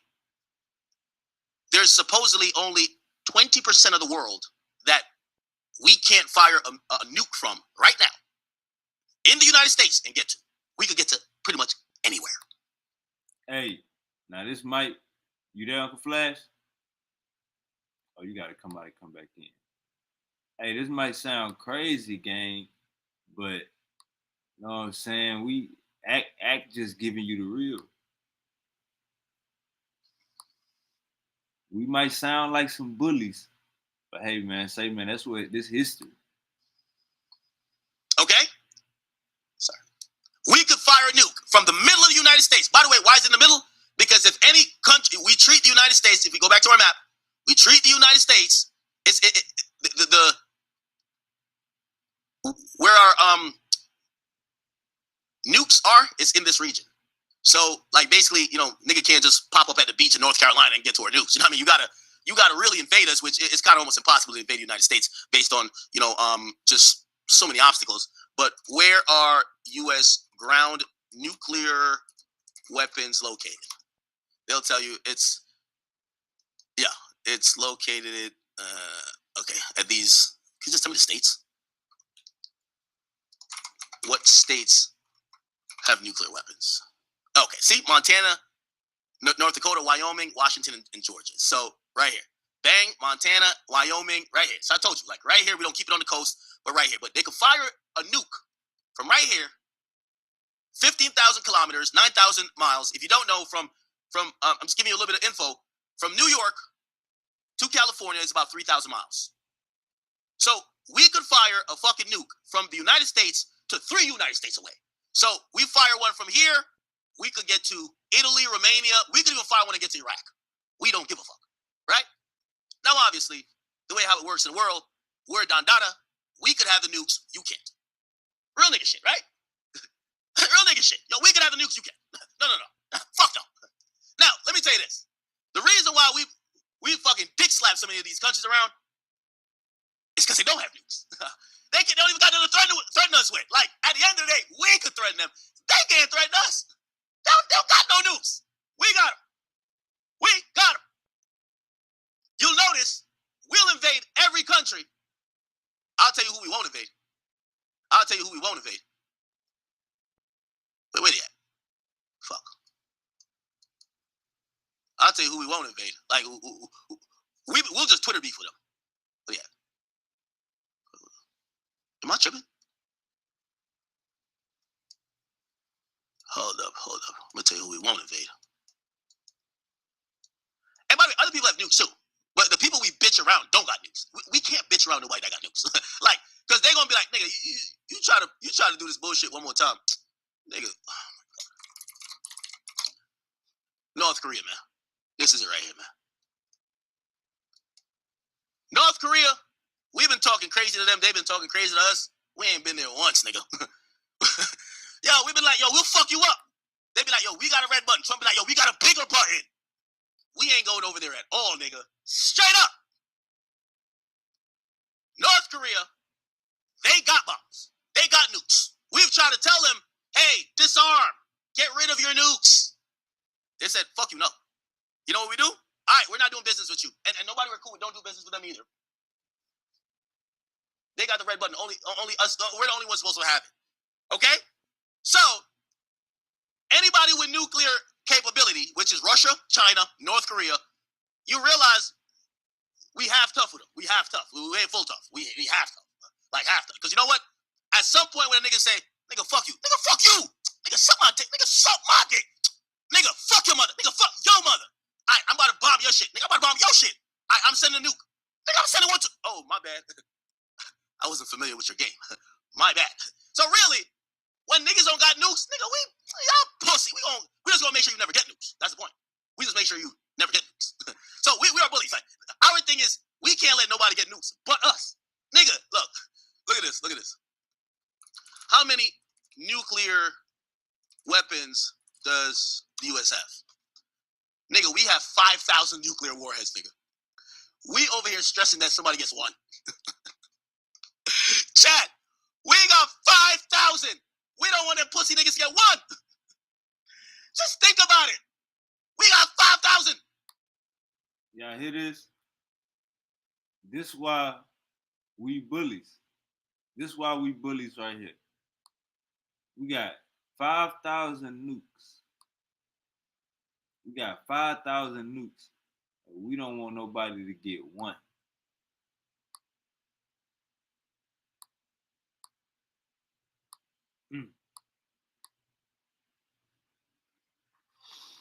Yo, let one of them say, all right, we'll get rid of our nukes if you get rid of yours. Shut up, pussy. You can't tell us shit. The fuck? Imagine Iraq said, all right, we'll get rid of our nukes if you get rid of yours, USA. Shut up, bitch. Shut up. You can't tell us nothing, nigga. We run shit around here, nigga. Now, let me continue. And I'm going to go to Iran quickly, but let me keep with Iraq. I'm going to explain to you the technology used behind nukes and why, how prolific it is, how easy it is to get, how hard it is to get, and why now in the Iran thing, because this whole Iran thing kind of kicked off in 2018 after Trump pretty much ripped up like an agreement. I'll get to it. So, nuclear weapons. There was a scientist, forgot his name. I'll look it up. What scientist invented the atomic bomb? Okay. Yes. J. Robert Oppenheimer. Okay. He was essentially the father of the atomic bomb.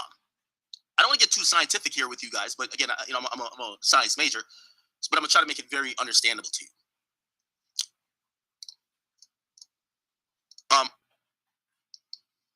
Let me see. I just want to make sure I was right. Okay, great. Okay, so cool. So,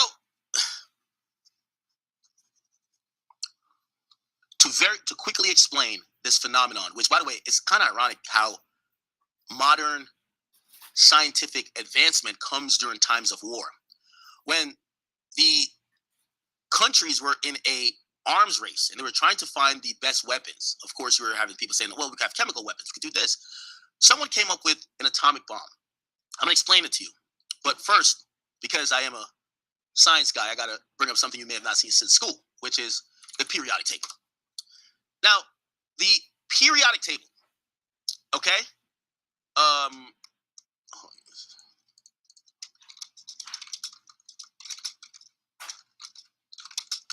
Okay. All right.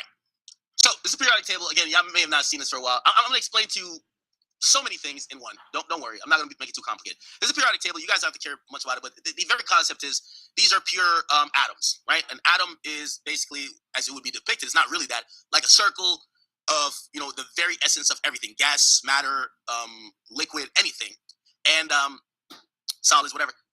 And the atoms that are on the periodic table, you would have to combine atoms to make things. Like, for example, when it comes to oxygen, right, that we breathe, it's two of these. So it's two oxygen, O2. It's two oxygens combined together, and that creates the gas that we breathe and we can live through, right? When it comes to water, it's H2O, which is, for example, two hydrogens mixed with a oxygen, and that's the liquid that we need to, drink and survive, right? Interesting. Not gonna get too much into it. By the way, there's a lot more we could get into later on, even when, I don't know if you guys think about life on potential other planets. Some of this stuff is so fascinating. When you think about, like, say, a submarine actually creates water and air, which is so crazy. It creates water and air. It creates drinking water and air underwater. This is why they can stay. Like, you ever see a submarine? It don't bring a water tank, and it don't bring air. They could create, so underwater, they could create water and air by fucking around with the electrons, not electrons, but with the atoms, and doing some processes. One is electrolysis, and the other one is it's electrolysis to create both. But they take water, that's seawater, and they could separate that and create oxygen that becomes breathable. Then they could separate, it's already water, but they could do certain things to make the water, which is seawater, it's a little bit different composition, make that drinkable. So underwater, they could extract air out of water, which is fucking phenomenal, right? Okay. Yeah, I'm not trying to get too complicated, but I'm trying to, give y'all a little bit of some good shit. So not only that, which also we'll get to nuclear power because nuclear power runs submarines too. But at the very basis of what nukes are, initially it was a bomb. And the idea was, let's get one of these atoms, and I don't know if you've ever been in science class and you've seen like a reaction, like you put this compound and this compound and they fucking react. The idea was, if a bomb is supposed to be an explosion, how could we get the most violent explosion? Right? That's the idea behind any bomb. So one of the most violent explosion was tampering with these atoms. And what became really important is it's listed as 92 on the periodic table. Let's find it. And 92 is here. It's called uranium. Okay? Now, uranium is a very important atom that they realize, number one, there is uranium that's a natural mineral in the Earth's core. So if you mine enough, you could get uranium. Okay? When you have pure uranium, you could undergo a process where, again, I'm not trying to get too complicated, where, and there's two types of it. You could get an isotope of it was 235, but whatever, where you throw neutrons at it. And if you guys don't know, again, I'm giving a little bit of a chemistry lesson here too. An atom, whether it be hydrogen or uranium or oxygen, it's made up of three things. It has a core, it has a nucleus, right? That contains protons and neutrons. And then there's an orbit of electrons. Together, it's stable because the electrons, if there's 15 electrons, there's 15 protons. Protons are positive, electrons are negative. It makes this thing a stable thing. Usually, to create a reaction, you have to remove a proton or electron, usually electrons, because those are the things that's not in the nucleus. And you can trigger a reaction. I know, I feel like I'm like going too much like Rutgers with y'all. But that's pretty much how you create a reaction. What they realized with nuclear, a nuke or a bomb or atomic bomb, if you get uranium and you put them together and then trigger a bunch of sequential reactions by throwing or putting together a lot of neutrons there, what will end up happening is that essentially it will trigger a very wild but a extreme reaction that in terms of war is a bomb. It's one of the most extreme reactions. So once you get that, that becomes the core of how a nuclear bomb is made. Okay? Now, ironically, just to give you some context, these days people have taken that, and that's what I'm saying, good things come from war. The idea of a nuclear bomb or atomic bomb is what's powering these AI joints now, because people are creating nuclear reactors. So when you do a nuclear bomb, a nuke, you do all of these, like, it's a chain of reactions and it blows up and kills 250,000 people. But if you slow it down, because it's just energy, that's what it is. When these things happen, it's a release of energy. When the release is so quick, it's a bomb. When the release is really slow, you could actually table it and you could actually use it for electricity. Ironic, right? So essentially, the same technology or the same thing that's used for nuclear power plants is actually what people use for nuclear bombs. It's just used differently, right? And subsequently, even now, like most of our submarines are ran through a nuclear reactor, which is going to slow down that reaction, that it doesn't turn to a bomb, but that it turns to heat, and that heat is then electricity. Okay? I feel like a teacher now. I kind of am. All right. Which ironically, people still had fear. There's Chernobyl. That was a nuclear reactor that actually melted down, and it did a lot of shit, killed a lot of people actually. But whatever. People are a little bit better with the technology, and anyway, that's how nukes are used. So we now have nuclear power plants, but the idea of nukes still use the same formula, which is use uranium and put it in a way that you could have a reaction. If you want to make a bomb really quickly, if you want to power millions of houses really slowly, and that's how powerful it is. Why did I give you that lesson?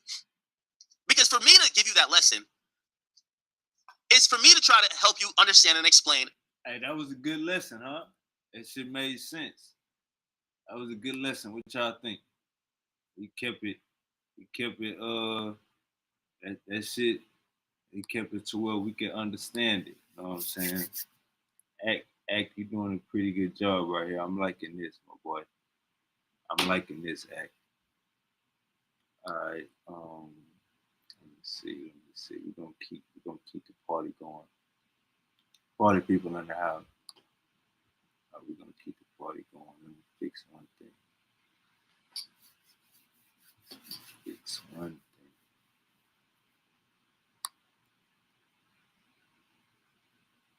All right. Let's get to rocking.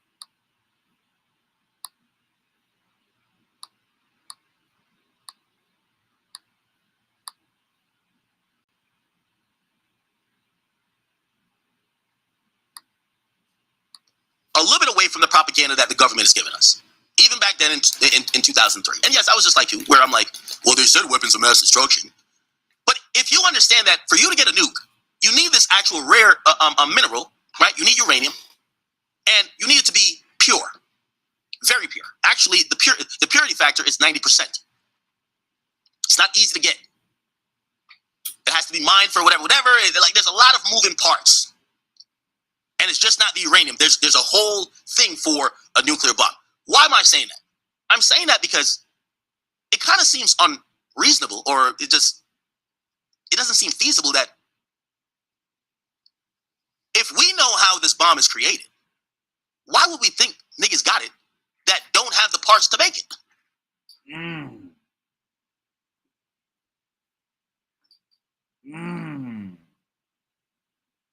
They have weapons of mass destruction. Oh, really?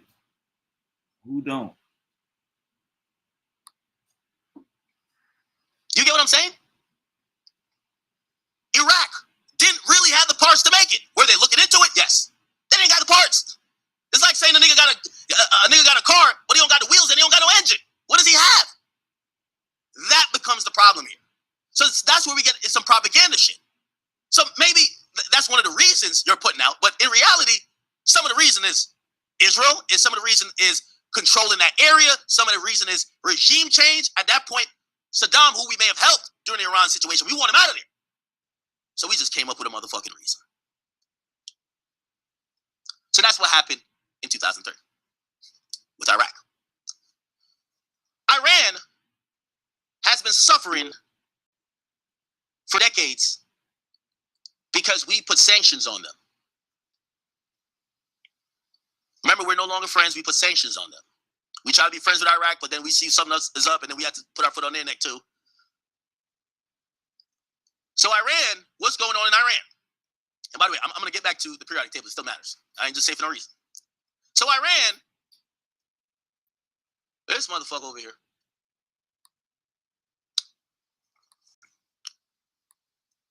Iran is suffering. They can't do business. They got oil. They can't sell it to many people. We have Hi, Uncle Flash, you there? What's happening with you, brother? What's going on? Everything all right? All the way from Florida, all the way to Texas, you hear me? That's the connection, you hear me? Come on, man. Everything Gucci. Come on, man. I like that background. Everything Gucci, man. Overstood. How you feel about this Iran shit? Kind of broke up though, but I heard you a little, but man, listen. Hey, we just gotta keep it real. Say these people been fighting for a long time. You hear me? Am I breaking up? How I sound, bro? Sound good? All right. Hey, what I'm saying. What? You got to, but you good. Yeah, what I was saying is that these people been fighting each other for a long time, bro. And shit, this ain't no prophecy or nothing. This just all out war and what they created. This ain't got nothing to do with the black folk, bro. We stay our ass out the way. There's some shit they've been going through for a long time, bro. That's a fact. You say shit, we can't stop this. This some shit they created. They created that Bible. They created all that shit, and they trying to live. What you say? That's a fact. That's a fact. You say your son coming out in 2 years?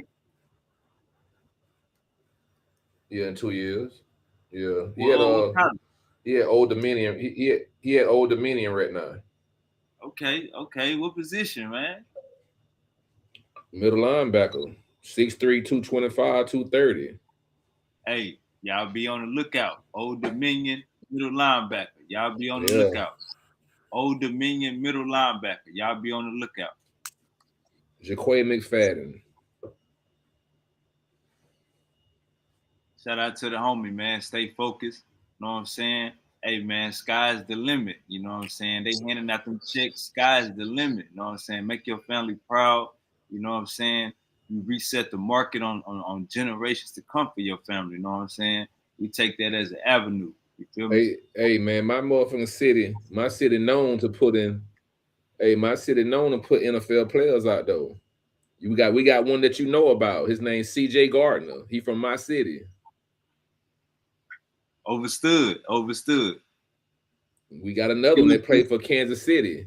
His name Jawan Taylor. He a lineman, starting lineman. Jawan Taylor came from Jacksonville, went to KC.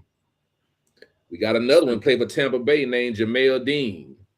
When they won that Super Bowl, he intercepted that ball from who they played that year from I think he intercepted that Patrick Mahomes ball. His name Jamel Dean. Yep. Yeah, we got a whole bunch of thunder out here. You know what I'm saying? From the Jalen Hurts, you know what I'm saying? Tank Dell, you know what I'm saying? That's me or that's you?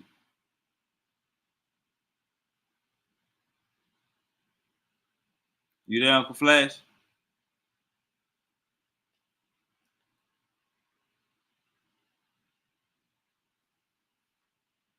All right, it's probably me. I mean, that's probably Uncle Flash. But yeah, Texas known Patrick Mahomes, Jalen Hurts, you know what I'm saying? Baker Mayfield. We known for pumping that gas at Uncle Flash. All right, looks like Uncle Flash might have got a phone call. All right, yeah, he gonna come back. But yeah, man, from as we could see, it looked like we closed that back door on Iran. It looked like they're trying to make the Bible come true. Like Uncle Flash say, this ain't got nothing to do with black folk.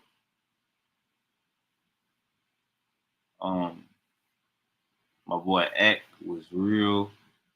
Ack was giving it to you, you know what I'm saying? That's why Ack one of the GOATs, you know what I'm saying? That's why Ack one of the GOATs. He transitioned from the war in Chirac. Now he busting the game down.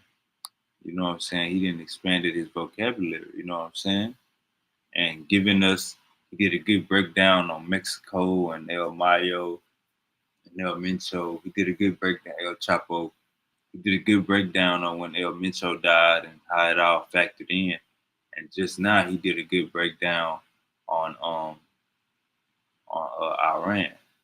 You know what I'm saying? So, and ourselves, us having to look ourselves in the mirror, realize a lot of this stuff that's been going on, we funded it, you know what I'm saying? We backed it, and we gotta handle it. You know what I'm saying? X said, we got a little brother that always getting in the fights, and you gotta come help. That's what it seemed like. You know what I'm saying? It seemed like we getting walked like a dog. You know what I'm saying? That's what it seemed like. But hey, man, like, share, and subscribe. Put the people on it. You know what I'm saying? It is going down. Get y'all another 3 hours. You know what I'm saying? Pumping that information. Shout out Ack. Shout out Poetic Flacco. And shout out NFL Network. Shout out YouTube Guidelines. We love YouTube Guidelines. Hey, man, stay focused. You know what I'm saying? We is at a time where we in a recession. You know what I'm saying? So we got to understand each other. Crab in the bucket mentality. Who put us in that bucket? You know what I'm saying? We got to psychoanalyze ourselves and start loving one another. You know what I'm saying? And just like that, I'm out of here. Wake up. Where my music? Guess make you cough straight out the